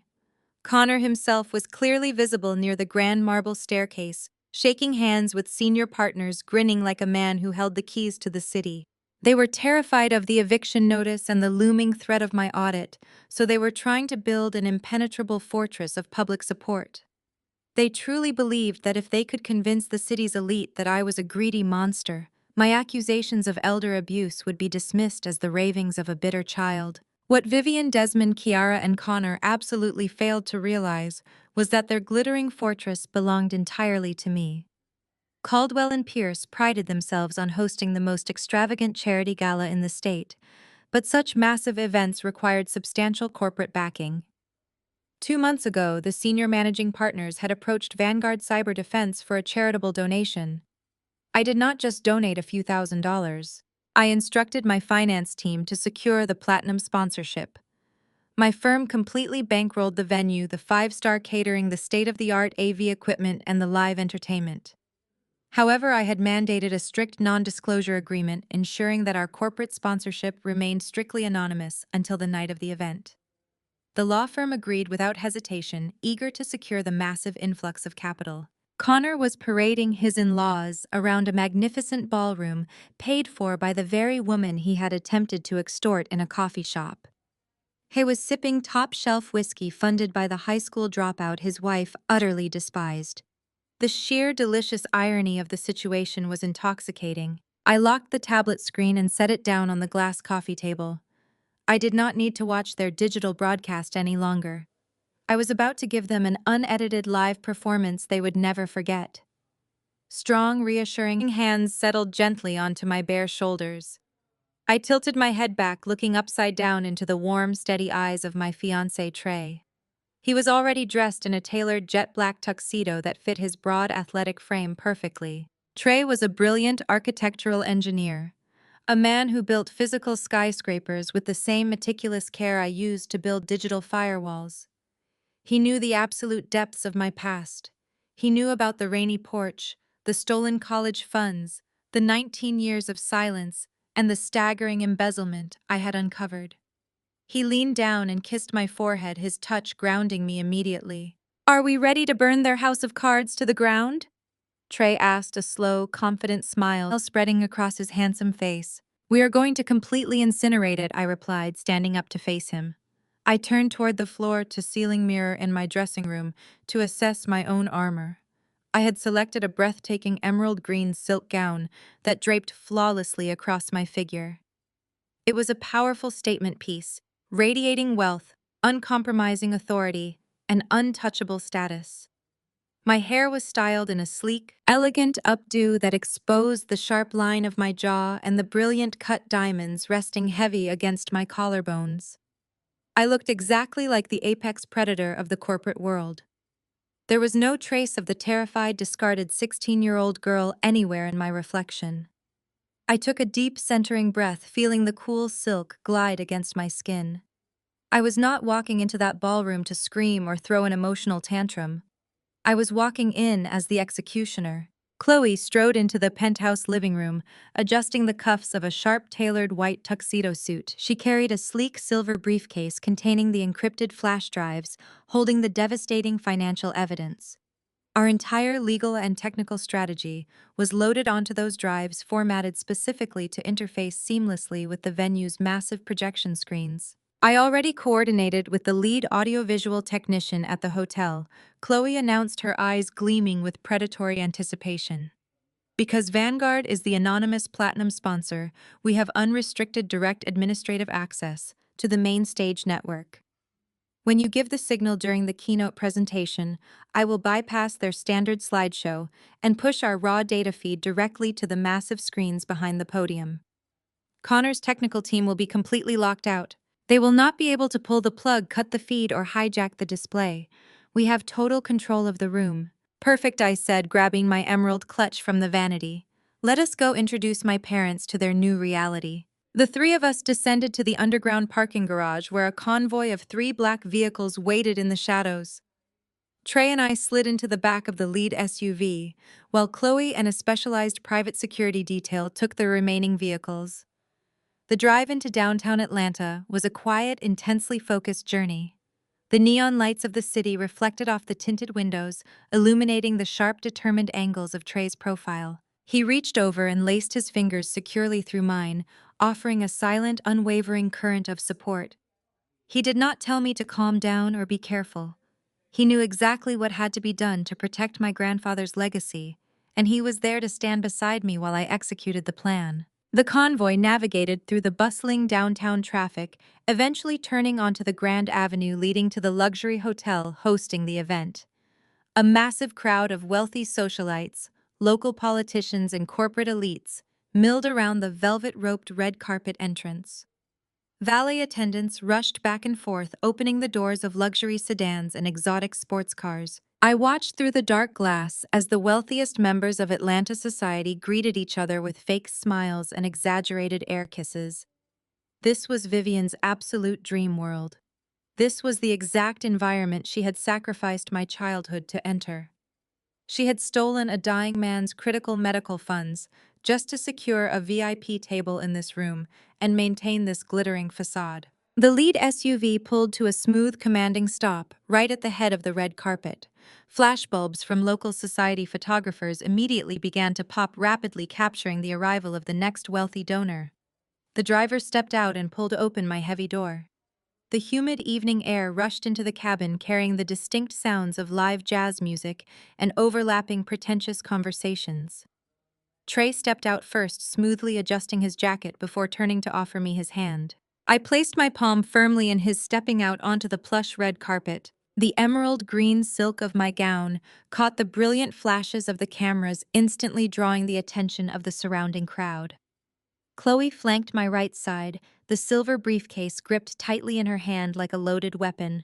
Our private security details seamlessly formed a subtle, highly protective perimeter around us as we moved toward the grand entrance. I walked with the steady, measured pace of a woman who owned the ground she stood on. Curious whispers rippled through the gathered crowd as we approached the grand double doors. People were trying to identify the stunning African-American woman commanding such a heavy, elite corporate presence. The event coordinators standing at the front desk scrambled to locate our names on the massive guest list. They did not know they were about to welcome the anonymous benefactor who had single-handedly funded their entire evening. They also did not know they were ushering in the absolute, undeniable destruction of one of their junior partners. I squared my shoulders, locked my gaze dead ahead, and crossed the threshold into the glittering, dangerous heart of my family's stolen paradise. The heavy mahogany, double doors swung inward smoothly, pulled open by two white-gloved attendants who bowed slightly as we passed. The blast of orchestral jazz music and the overwhelming scent of expensive floral arrangements hit me instantly. The charity gala was in full and glorious swing. Crystal chandeliers dripped from the vaulted ceilings, casting a warm golden light over hundreds of the city's most elite residents. Waiters glided silently across the polished marble floors, carrying silver trays of champagne flutes. I paused just inside the threshold, letting my eyes adjust to the sheer scale of the event. Trey stood tall beside me, his presence an immovable anchor. Chloe stood to my right, her grip tight on the silver briefcase holding their ultimate destruction. We did not rush our entrance. We walked down the sweeping grand staircase with the slow, deliberate pacing of royalty inspecting their court. The emerald silk of my gown swept behind me, commanding attention from every table we passed. Heads turned, conversations stalled. People who had spent their entire lives evaluating wealth and status were desperately trying to place me. I radiated the kind of quiet, absolute authority that could not be faked or borrowed. I scanned the massive ballroom with tactical precision. It did not take long to locate the parasites. They had positioned themselves near the center of the room, loudly holding court beside an extravagant ice sculpture. Kiara was laughing shrilly at something an older partner had said, her imported silk dress catching the light. Desmond was nodding along, playing the role of the distinguished patriarch while sipping from a highball glass. Vivian was holding a crystal flute, her diamond earrings sparkling as she worked the crowd for sympathy. I kept my gaze locked on them as I descended the final few stairs. The moment of discovery happened in slow motion. Vivian turned her head to check the room and her eyes landed squarely on me. Her fake practiced smile vanished instantly. Her champagne flute tilted precariously, spilling a few drops onto the expensive carpet. She tapped Desmond urgently on the arm. He turned, his jaw dropping as he took in the sight of the daughter he had kicked into the freezing rain, now commanding the attention of the entire ballroom. Kiara and Connor followed their gaze. The absolute bewilderment painted across their faces was a masterpiece. They looked at my custom gown, the flawless diamonds at my throat, and the formidable security detail trailing discreetly behind us. Their brains short-circuited. They could not reconcile the destitute, troubled runaway of their fictional narrative with the magnificent woman standing before them. Panic immediately overrode their confusion. Vivian handed her glass to Desmond and began marching toward me, her heels clicking sharply against the marble floor. She was terrified that my presence would shatter the fragile illusion she had spent all evening building for her high society friends. Connor fell into step right beside her, his chest puffed out, eager to play the fierce protector of his in-laws. They intercepted me just before I reached the center of the ballroom, stepping directly into my path to block my progress. Vivian leaned in close, attempting to keep her voice low to avoid drawing further attention, but the venom in her tone was unmistakable. "Maya, what on earth are you doing here?" Vivian hissed, her eyes darting nervously toward the nearby guests. "You have absolutely no right to show up at this event and cause a scene. This is a private, exclusive function. You cannot just crash a corporate gala because you are angry about a house. You need to turn around and walk out those doors right now before you humiliate yourself entirely." I looked down at her. She looked so small, so desperate, grasping at the last shreds of her imaginary control. I did not move a single inch. "I am exactly where I intend to be." "Vivian," I replied, my voice smooth and perfectly level, "I highly suggest you lower your tone before you cause the exact scene you are so terrified of." Connor stepped forward, attempting to physically block my view of the room. His arrogant sneer was back in full force. "Listen to your mother," Maya. Connor spat, using his harsh, commanding lawyer voice. "I warned you about harassing this family. This gala is hosted by my firm. It is a highly restricted guest list for major donors and invited dignitaries only. I am a partner here and I will not allow you to trespass and harass my guests. You are leaving immediately." I simply smiled at him. "I am not leaving, Connor." Connor's face flushed with anger. He reached into his tuxedo jacket and pulled out his phone. "I am not going to argue with an unhinged trespasser," he declared loudly, ensuring a few nearby partners could hear his display of authority. "I am calling the hotel security team right now. You are going to be escorted off this property, and I will be filing a restraining order against you first thing Monday morning." Kiara arrived just in time to hear this threat. She crossed her arms, shooting me a triumphant, malicious glare, fully believing her husband had just won the battle. Connor dialed the security desk, but before he could even raise the phone to his ear, a frantic voice called out across the marble floor. Mr. Pierce, the senior managing partner of the firm, was rushing toward us. Right behind him was the chief event coordinator, a highly stressed woman holding a digital tablet. She looked absolutely horrified.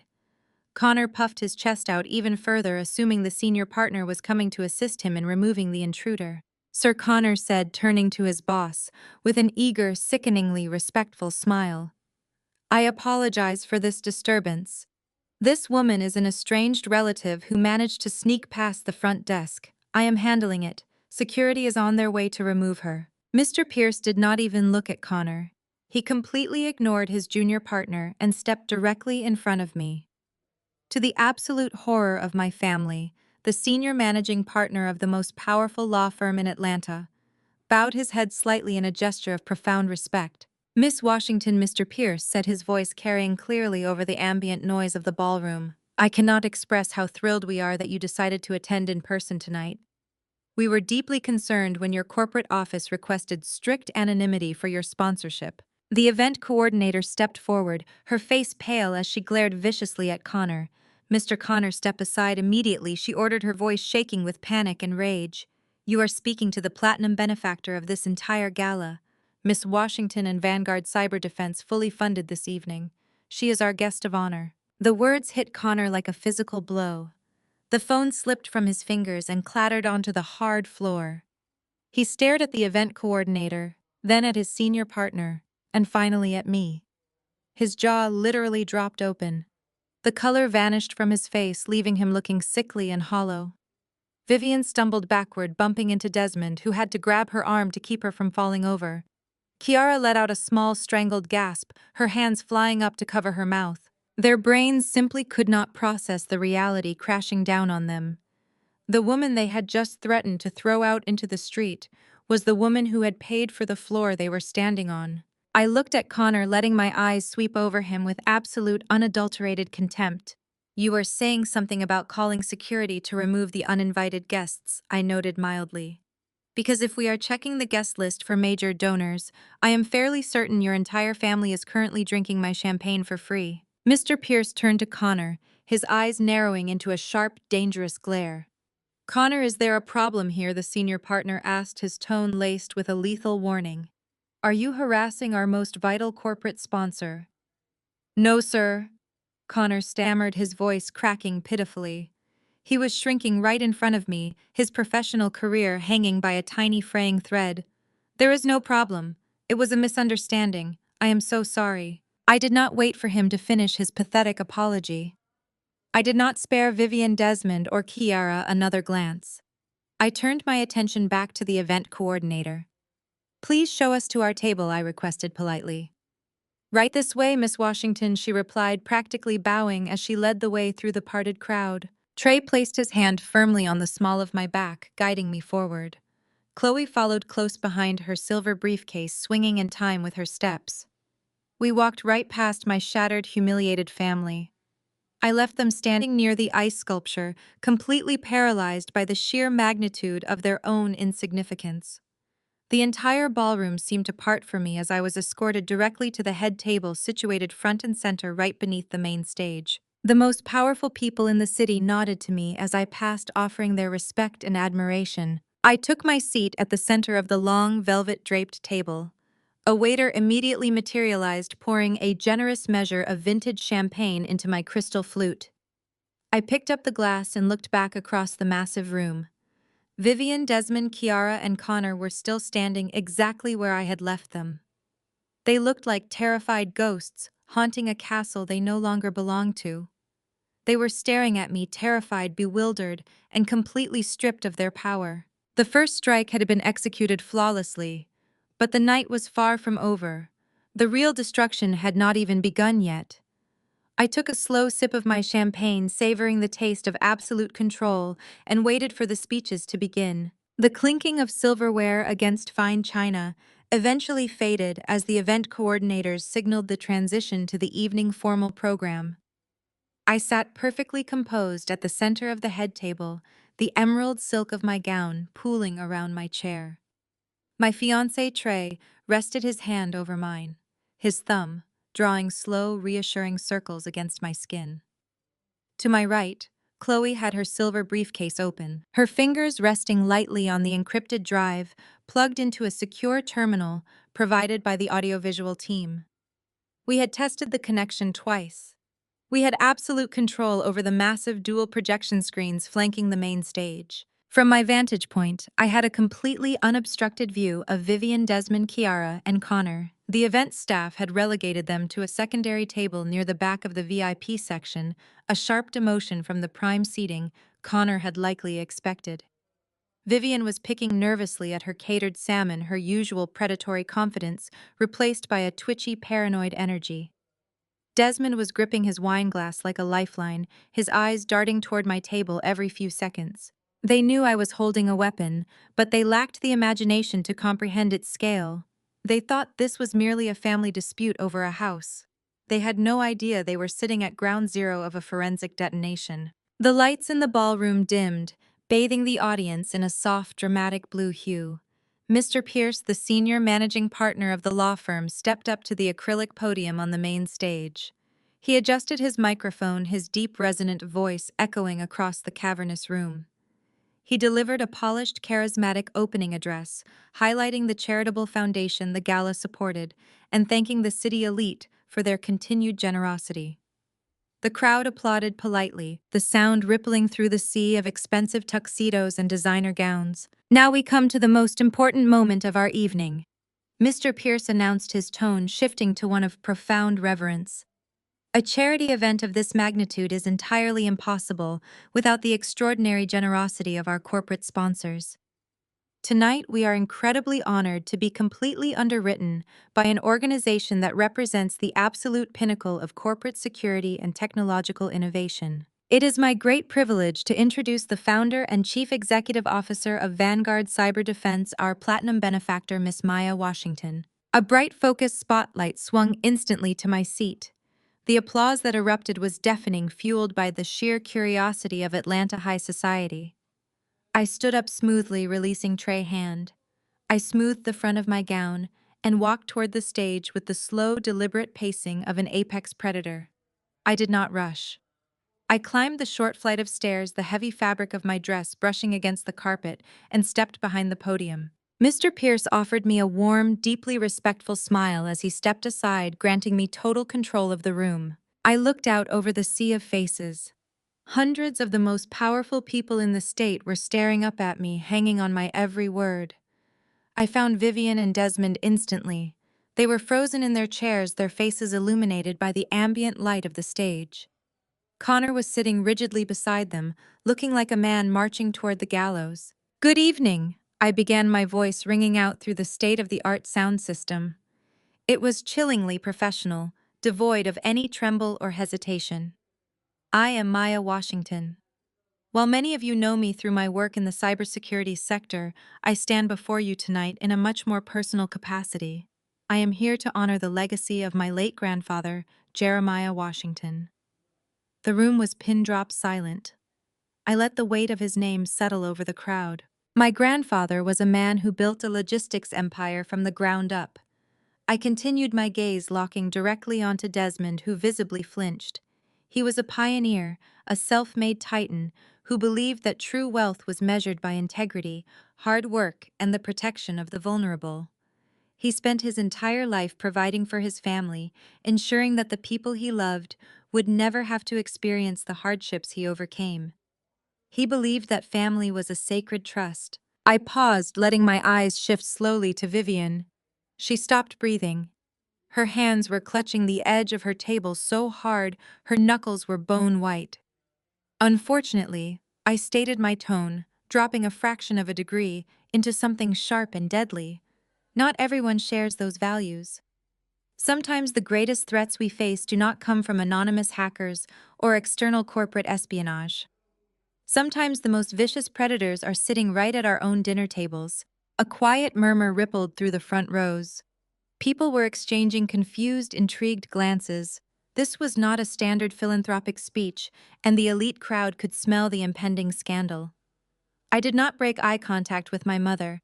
I reached out and tapped the small wireless presenter on the podium. It was the signal. Behind me, the massive dual projection screens instantly shifted. The elegant swirling logo of the charity gala vanished.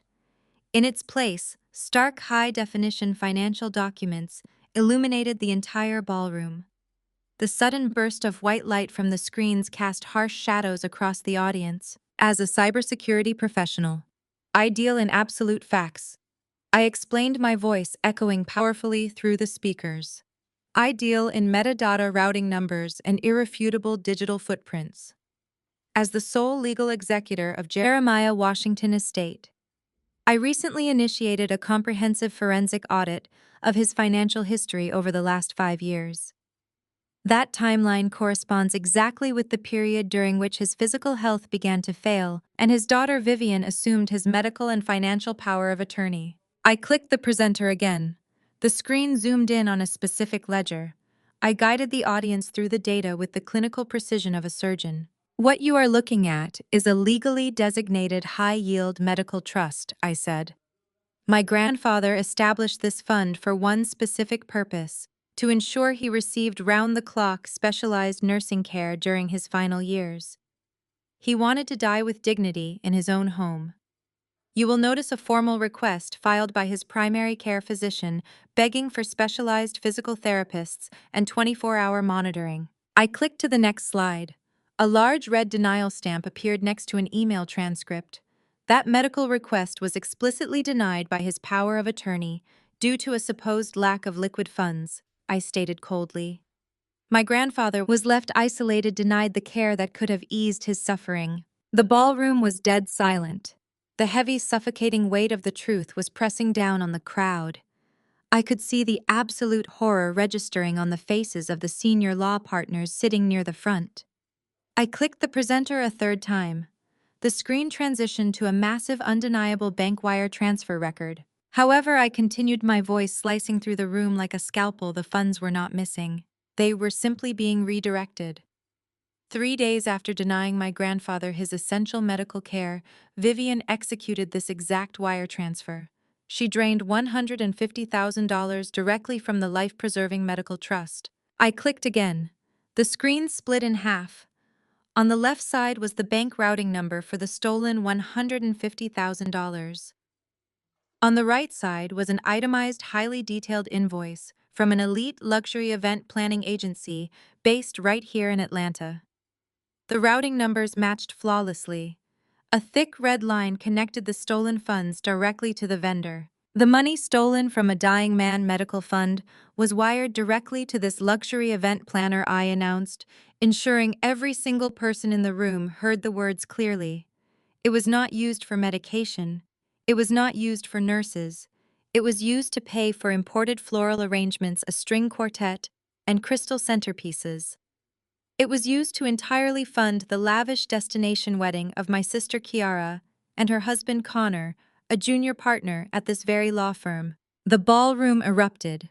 The silence shattered into a chaotic symphony of gasps, shocked whispers, and quiet exclamations of pure disgust. The carefully maintained polite facade of Atlanta society dissolved instantly. I looked directly at Connor Table. Mr. Pierce and the other senior managing partners of the law firm had turned completely around in their chairs. They were staring at Connor with absolute unfiltered revulsion. Connor was shrinking into his seat, his face a sickly shade of gray, looking like a man who had just been handed a terminal diagnosis. He had paraded his expensive wedding around the office for months, bragging about his high society in-laws. Now his bosses knew his entire marriage celebration was funded by the brutal financial abuse of an elderly man. "This is a lie!" Vivian suddenly shrieked. She shot up from her chair, her voice shrill and panicked, echoing horribly over the murmurs of the crowd. She pointed a trembling finger at the stage. "She is lying. Those documents are fabricated." My father was confused. He told me to use that money. "She is a runaway. She is trying to ruin us." I did not yell back. I leaned closer to the microphone, my voice dropping to a low, deadly register that commanded total silence. "Bank routing numbers do not lie, Vivian," I said. "The digital metadata on those wire transfers has been certified by top-tier forensic accountants. The invoices matching your exact wedding dates are signed in your own handwriting. You treated a vulnerable dying man life savings, like a slush fund for your vanity. You sacrificed his dignity for a photo opportunity." Vivian opened her mouth to scream again, but Desmond grabbed her arm, pulling her harshly back down into her seat. He was looking wildly around the room, realizing that every single person they had ever tried to impress was currently watching their utter destruction. Their country club friends were staring at them like they were covered in toxic waste. Kiara was sobbing openly, hiding her face behind her hands, the illusion of her perfect life completely annihilated. I stood tall behind the podium, letting the undeniable reality of their crimes sink into the bones of every person in the room. I had stripped away their masks. I had ripped away their status. I had exposed the rotten, greedy core of the family that threw me away 19 years ago. Financial elder abuse is not just a moral failing, I concluded, my voice resolute and uncompromising. It is a severe felony. As the executor of Jeremiah Washington Estate, I have officially submitted this entire unredacted forensic packet to the district attorney office. I am pressing full criminal charges for embezzlement and fraud. I stepped away from the podium. I did not wait for applause. I did not wait for Mr. Pierce to return to the stage. I simply turned my back on the massive screens displaying the evidence of their crimes and walked down the stairs. The crowd parted for me immediately, stepping back in a mixture of awe and intimidation. I took Trey's arm, gave Chloe a single nod, and walked out of the ballroom, leaving my family trapped in the inescapable wreckage of their own making. Exactly 14 days after I turned their glittering high society gala into a public execution, we traded the crystal chandeliers of the ballroom for the harsh fluorescent lights of the Fulton County Probate Court. The air inside the courtroom was stale, smelling of floor wax and desperation. I sat at the heavy oak defense table, perfectly composed in a tailored charcoal suit, my posture radiating the quiet, immovable confidence of a woman who had already won the war. Trey sat immediately to my right, his presence a solid grounding force. On my left sat Mr. Sterling, my grandfather's estate attorney, alongside a top-tier litigator I had retained specifically for this battle. Across the center aisle, Vivian and Desmond sat at the petitioner's table. They looked absolutely hollowed out. The 14 days since the gala had not been kind to them.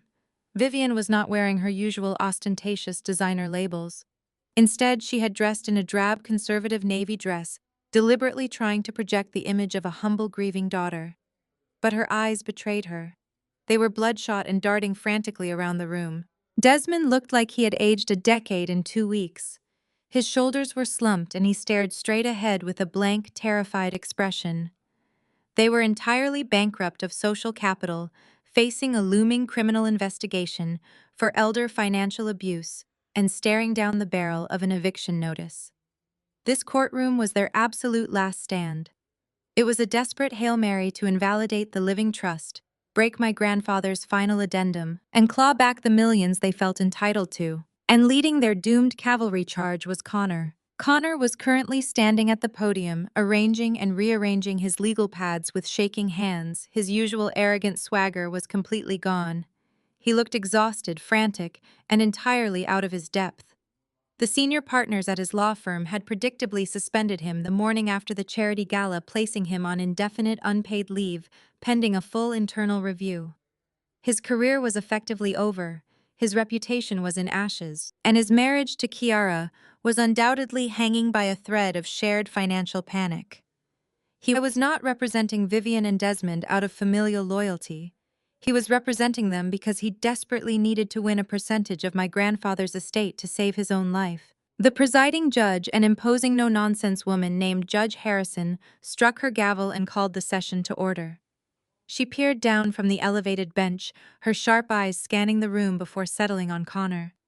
She instructed him to proceed with his petition to contest the testamentary capacity of the late Jeremiah Washington. Connor cleared his throat, gripped the edges of the wooden podium, and began his opening statement. He started by aggressively attacking my grandfather's mental state. Connor paced the floor, his voice pitching higher as he attempted to weave a tragic, entirely fabricated narrative. He claimed that over the last 5 years, Jeremiah had suffered a catastrophic cognitive decline.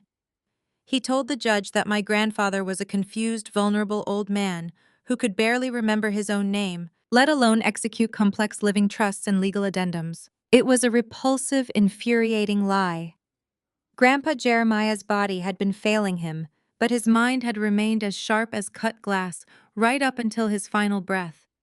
He had built a logistics empire, and he possessed an intellect that outmatched every single person sitting at that petitioner's table combined.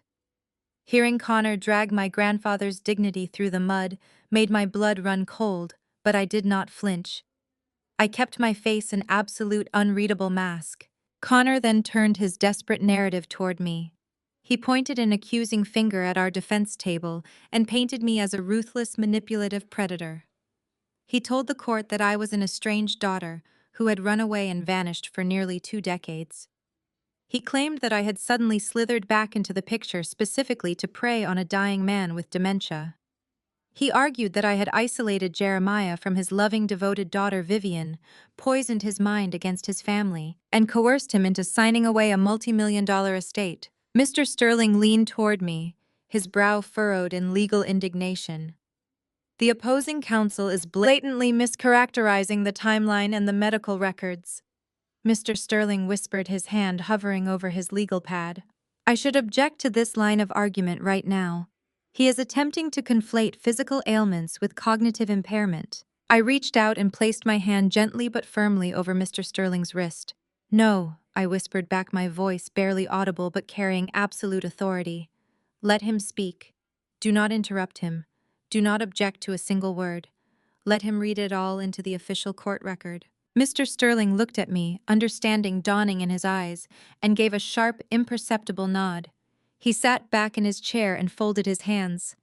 Trey shifted slightly next to me, his knee resting solidly against mine in a silent show of solidarity. He knew exactly what I was doing. I wanted Connor to talk. I wanted him to pace that courtroom and confidently declare under the penalty of perjury that my grandfather was mentally incapacitated. I wanted him to formally bind himself, Vivian and Desmond, to this specific fraudulent legal strategy. The more he spoke, the deeper he dug his own grave.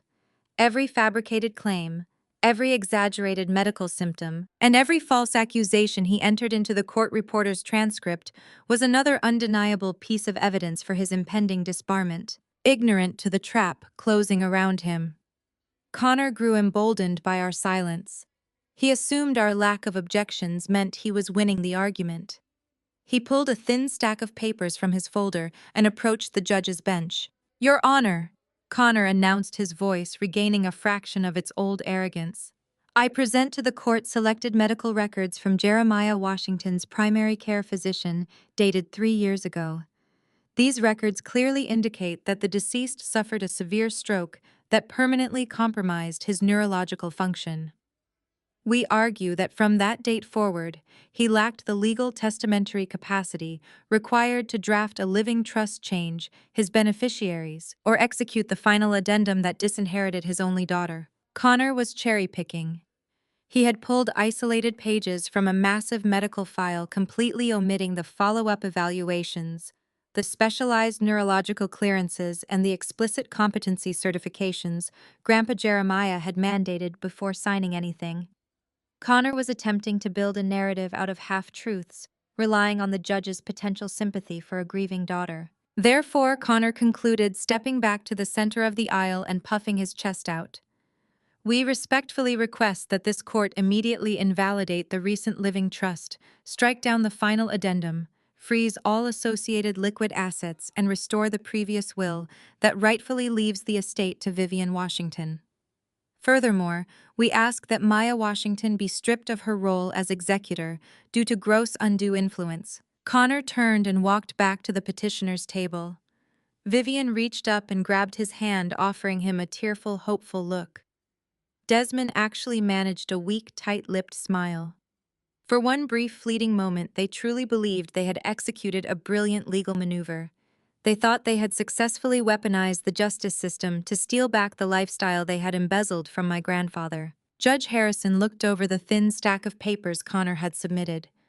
She adjusted her glasses, her expression carefully neutral, before shifting her gaze to our defense table. The court notes the petitioner's claims, Judge Harrison stated, her voice echoing in the quiet room.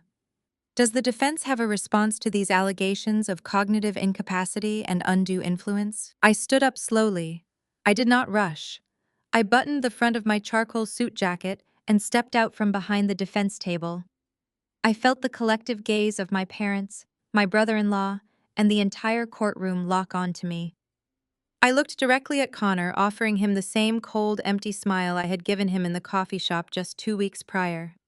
He had just spent 20 minutes spinning a fictional tragedy for the court, legally tethering himself and his in-laws to a massive, easily disprovable lie. He had played his final card and the board was now entirely mine. Yes, Your Honor, I replied, my voice projecting crisp and clear across the courtroom. The defense has a comprehensive response. We are prepared to unequivocally prove that the petitioner's claims are not merely factually incorrect, but constitute a deliberate, coordinated attempt to commit fraud upon this court. I turned slightly, gesturing for my lead litigator to bring forward our evidence. The air in the courtroom suddenly felt incredibly thin. Vivian's hopeful expression vanished. Desmond swallowed hard.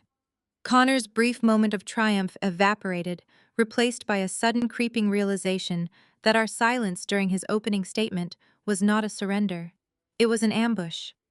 I had let him walk blindly onto the battlefield, and now I was going to systematically dismantle his entire case, his career, and his future right in front of the judge. My lead litigator, Elias, a seasoned courtroom veteran, whose reputation alone struck fear into corporate lawyers, stood and approached the bench. He carried a stack of heavy-bound portfolios, sliding one copy to the court clerk and dropping another directly in front of Connor. The thud of the thick binder hitting the petitioner's table made Kiara physically flinch. Elias began by systematically destroying the medical narrative Connor had just attempted to sell. He introduced the complete, redacted neurological clearances. Grandpa Jeremiah had passed with flying colors just 24 hours before executing the living trust. He submitted sworn affidavits from the attending physicians confirming absolute cognitive lucidity. But we did not stop at simply proving capacity. We were there to prove malicious intent. Elias informed Judge Harrison that the defense intended to submit a multimedia exhibit that would fundamentally alter the context of this entire proceeding. He requested permission to project a video file recorded exactly 3 days prior to the execution of the final addendum. Connor leaped out of his chair, his voice cracking as he frantically objected. He cited procedural technicalities, claiming the defense was ambushing the court with unverified digital media. Judge Harrison peered over her glasses, her patience completely exhausted by Connor's desperate flailing. She bluntly overruled his objection, stating that since the core of his argument rested on the deceased's mental state, any contemporary recording of the deceased was highly relevant. She ordered the bailiff to dim the courtroom lights. The large television monitor mounted on the courtroom wall flickered to life. The high-definition footage was crisp and perfectly lit. There, sitting behind his massive oak desk in his home office, was Grandpa Jeremiah. Seeing him again sent a sharp, unexpected ache through my chest. He looked physically frail, his shoulders wrapped in a thick wool cardigan, and the nasal cannula for his oxygen was clearly visible. But his eyes were like flint. They were dark, sharp, and burning with an unmistakable, furious intelligence. Sitting beside him in the video was Mr. Sterling, holding the exact trust documents we were currently debating. "My name is Jeremiah Washington."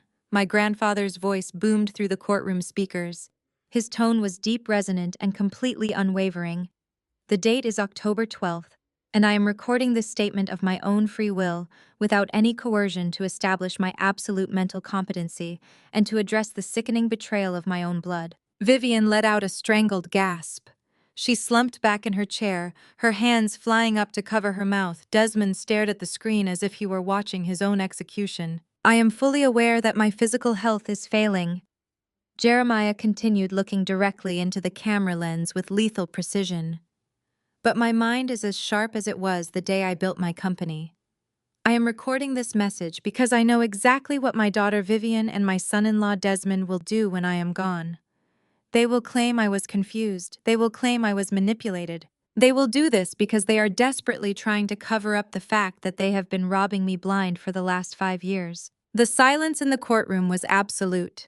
Even the court reporter seemed to hold her breath as her fingers flew across the stenography machine. "I trusted Vivian with my medical power of attorney," Jeremiah stated, his voice dripping with profound disgust. "I trusted her to ensure I received the round-the-clock care my doctors prescribed. Instead, she dismissed my nurses. She canceled my therapies. She left me isolated in this house so she could drain my designated medical trust to fund her vanity. I know exactly where the money went. I know about the luxury vacations. I know about Desmond's pathetic failed business ventures. And I know about the $150,000 wire transfer stolen from my health fund to pay for a lavish wedding for my granddaughter Kiara and her arrogant husband Connor." At the petitioner's table, Kiara burst into loud, hysterical tears. She buried her face in her arms, completely broken by the reality that her perfect wedding was funded by the brutal exploitation of a dying man. Connor sat entirely paralyzed. He did not move a single muscle. His eyes were wide and vacant, staring at the screen as his career, his marriage, and his freedom dissolved into vapor. "You thought I was just a blind, helpless old man," Jeremiah said, a harsh, victorious smile touching the corners of his mouth. "But you forgot who raised you. When I suspected the theft, I did not confront you. I did not give you the chance to hide the money or destroy the records. Instead, I secretly hired the best forensic cybersecurity firm in the country to audit my own accounts. I hired Vanguard Cyber Defense. I hired my brilliant granddaughter Maya. My mother let out a loud, wretched sob. She turned her head looking at me across the center aisle with an expression of pure, unadulterated terror. She finally understood the magnitude of the trap. I had not just appeared out of nowhere to claim a house. I had been inside their bank accounts, tracking their every move, invited in by the very man they were stealing from. I did not look away.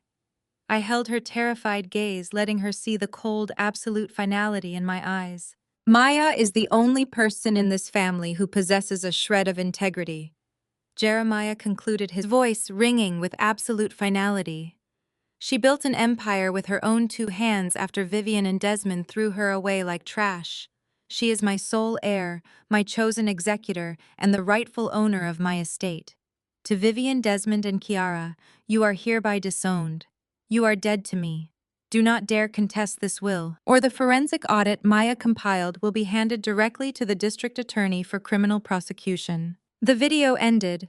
The screen went completely black. The silence that followed was suffocating. Nobody moved. Nobody spoke. The sheer devastating power of my grandfather's final testament had sucked all the oxygen out of the room. Elias stood up slowly in the dim light. "The defense rests, Your Honor," he said quietly. Judge Harrison ordered the bailiff to turn the lights back on. She sat at her elevated bench, face a mask of furious, righteous indignation. She looked down at the petitioner's table with a level of contempt that made the air feel freezing cold. She did not bother asking Connor for a rebuttal. There was absolutely nothing he could say. He had just been exposed on the official court record as a knowing participant in the embezzlement of a dying man's medical funds. "This court has presided over hundreds of probate disputes." Judge Harrison began, her voice slicing through the heavy silence like a whip. "But I have rarely witnessed a display of greed, deceit, and moral bankruptcy as profound as what the petitioners have brought into my courtroom today. You filed this contest claiming a lack of mental capacity. Instead, this court has been presented with irrefutable multimedia evidence that the deceased was not only fully competent, but was actively investigating your criminal financial abuse prior to his death." Judge Harrison picked up her gavel, but she did not strike it yet. She leaned forward, her eyes locked onto Connor. "Mr. Connor, as an officer of the court, your conduct in filing this frivolous, fraudulent petition borders on the criminal," Judge Harrison stated coldly. "You attempted to use the judicial system to facilitate the ongoing theft of an estate you personally embezzled from. You are a disgrace to the bar. I am immediately referring this transcript, the video exhibit, and the forensic accounting binders to the State Bar Association for a full disciplinary review. I highly suggest you retain criminal defense counsel by the end of the day." Connor dropped his head onto the wooden table. He did not argue. He did not defend himself. He simply collapsed under the weight of his own destruction. As for the petition to invalidate the living trust and the final addendum, Judge Harrison continued, turning her wrath toward Vivian and Desmond. "This contest is dismissed with prejudice. You have absolutely no standing, no evidence, and no credibility. Furthermore, based on the clear, undeniable proof of financial elder abuse presented to this court today, I am issuing an immediate civil judgment. Vivian, Desmond, and Kiara are hereby ordered to repay the $150,000 stolen from the medical trust directly back to the estate of Jeremiah Washington." Vivian gasped, clutching her chest as if she had been physically shot. "We do not have that money," she cried out, ignoring all courtroom decorum. "We spent it. We are bankrupt. Please, you cannot do this. We have nothing left." "That is a matter for the collection agencies and the criminal courts," Mrs. Washington, Judge Harrison replied without a single ounce of sympathy. "You stole from a dying man to fund a party. You will repay every single cent, even if it means liquidating whatever personal assets you have left. This court is adjourned." The sharp, decisive crack of the gavel echoed like a gunshot. It was over. The battle was completely finished. I stood up from the defense table. Trey wrapped his arms securely around my waist, pulling me close. Elias and Mr. Sterling began packing the legal binders back into their briefcases. The energy at our table was calm, efficient, and victorious. Across the aisle, it was a scene of total devastation. Kiara was hyperventilating, sobbing uncontrollably into her hands.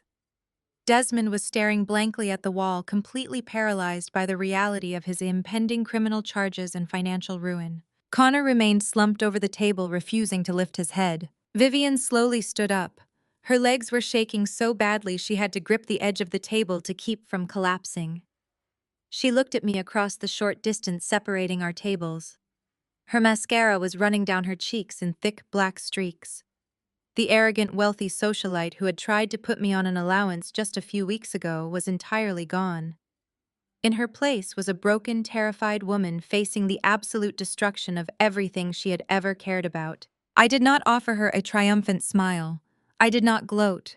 I did not need to rub salt in the wound because the wound itself was fatal.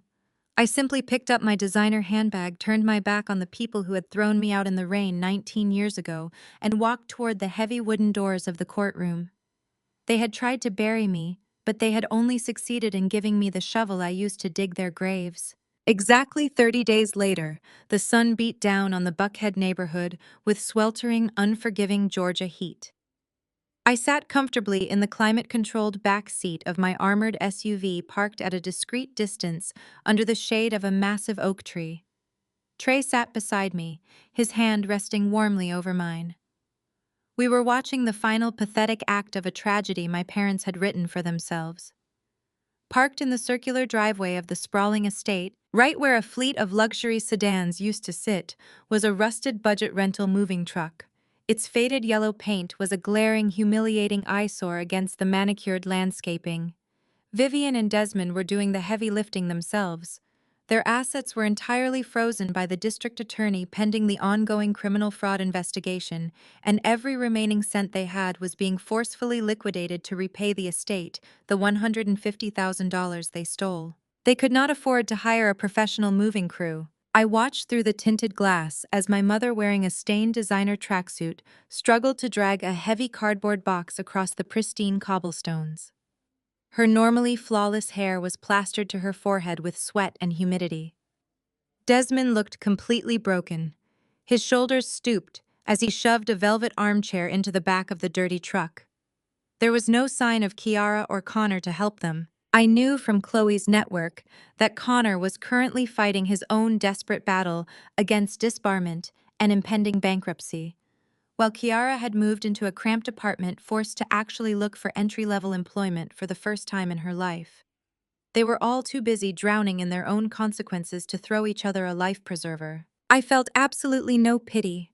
I watched Vivian drop a box of expensive china, the fragile plates shattering loudly on the concrete. She sank to her knees right there in the driveway and buried her face in her hands. Desmond did not even go over to comfort her. He just kept walking back into the empty house, staring blankly at the ground. They had spent their entire lives worshipping the illusion of status, sacrificing their own daughter to maintain a glittering facade. Now the facade was completely gone, leaving them with nothing but the crushing reality of their impending criminal trials. Trey squeezed my fingers, gently pulling my attention away from the pathetic scene. The truck engine sputtered to life, coughing a cloud of dark exhaust into the pristine neighborhood air. We watched in absolute silence as the yellow rental truck lumbered down the driveway and turned onto the main road, disappearing from sight. The toxic grip they had held over my family's legacy was officially permanently broken. I signaled David to drive us up to the front doors. Stepping out of the SUV, I walked up the wide stone steps and unlocked the heavy mahogany door. The house was cavernous, echoing with the hollow silence of a vacated space. I walked through the grand foyer, tracing my fingers along the expensive wainscoting. This was the house my grandfather had built with his blood, sweat, and brilliant business acumen. It was meant to be a fortress of generational wealth and security. Instead, my parents had turned it into a monument of greed. As I stood in the massive empty living room where they had hosted so many fake, pretentious society dinners, I realized with absolute certainty that I could never live here. The walls held too many ghosts of my grandfather's isolated final days and my parents' endless manipulation. I did not want to sleep in the rooms where they had plotted their theft. But I was not going to sell it either.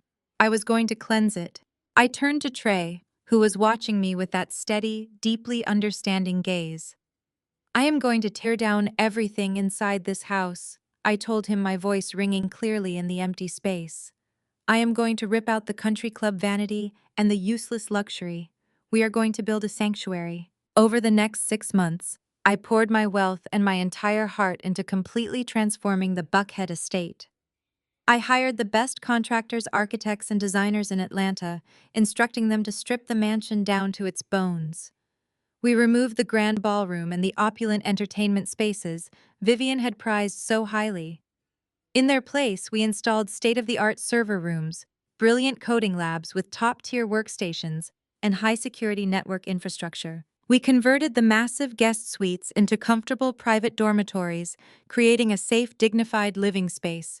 I did not just remodel a house, I built the Vanguard Innovation Academy. It was a fully funded, comprehensive transitional housing and tech incubator program designed specifically for African American youth who had been kicked out, marginalized, or abandoned by their families.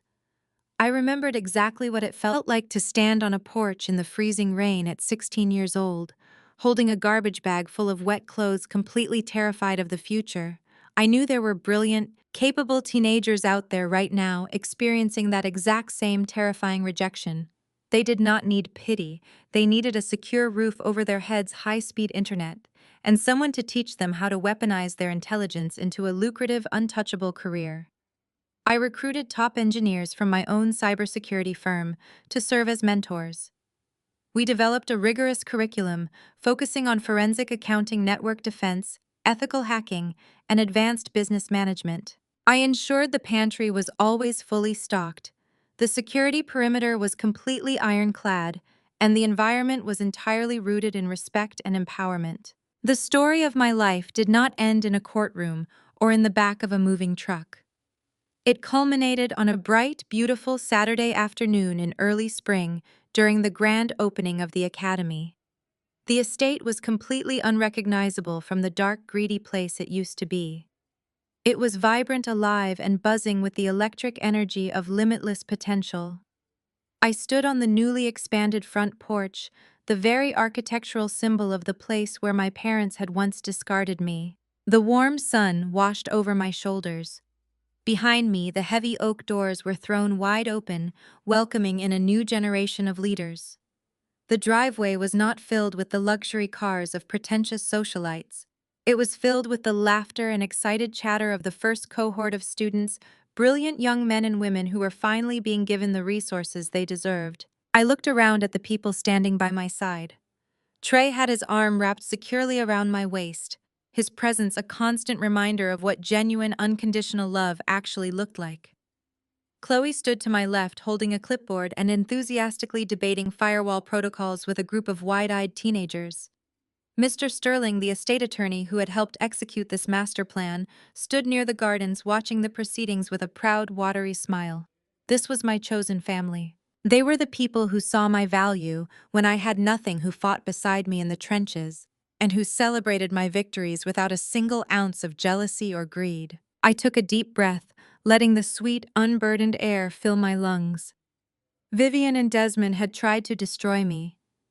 They had looked at a highly intelligent, fiercely independent young girl and decided she was nothing more than a disposable inconvenience. They thought they could throw me away like trash, assuming I would simply disappear into the cracks of the city and be forgotten. They had completely underestimated the fire they ignited the night they locked that door. They only succeeded in teaching me how to survive the harshest conditions, how to see through manipulation, and how to relentlessly build an empire from absolute scratch. I had taken the profound pain of their rejection and forged it into an unbreakable suit of armor. I looked at a young woman standing near the coding lab, a 17-year-old girl who had arrived yesterday with her belongings in a backpack, her eyes full of the same fierce, guarded determination I used to have. I smiled at her and she smiled back, her posture relaxing just a fraction. I had broken the cycle of abuse and replaced it with a fortress of opportunity. My grandfather's wealth was finally being used exactly as he would have wanted, empowering the next generation to build their own untouchable legacies. I stood on the porch of my empire surrounded by the family I chose and the future I was actively shaping. My heart was completely whole. My boundaries were absolute and unbreakable. I had fought the hardest battle of my life, and I had emerged with the greatest prize of all: absolute, unapologetic, and magnificent peace.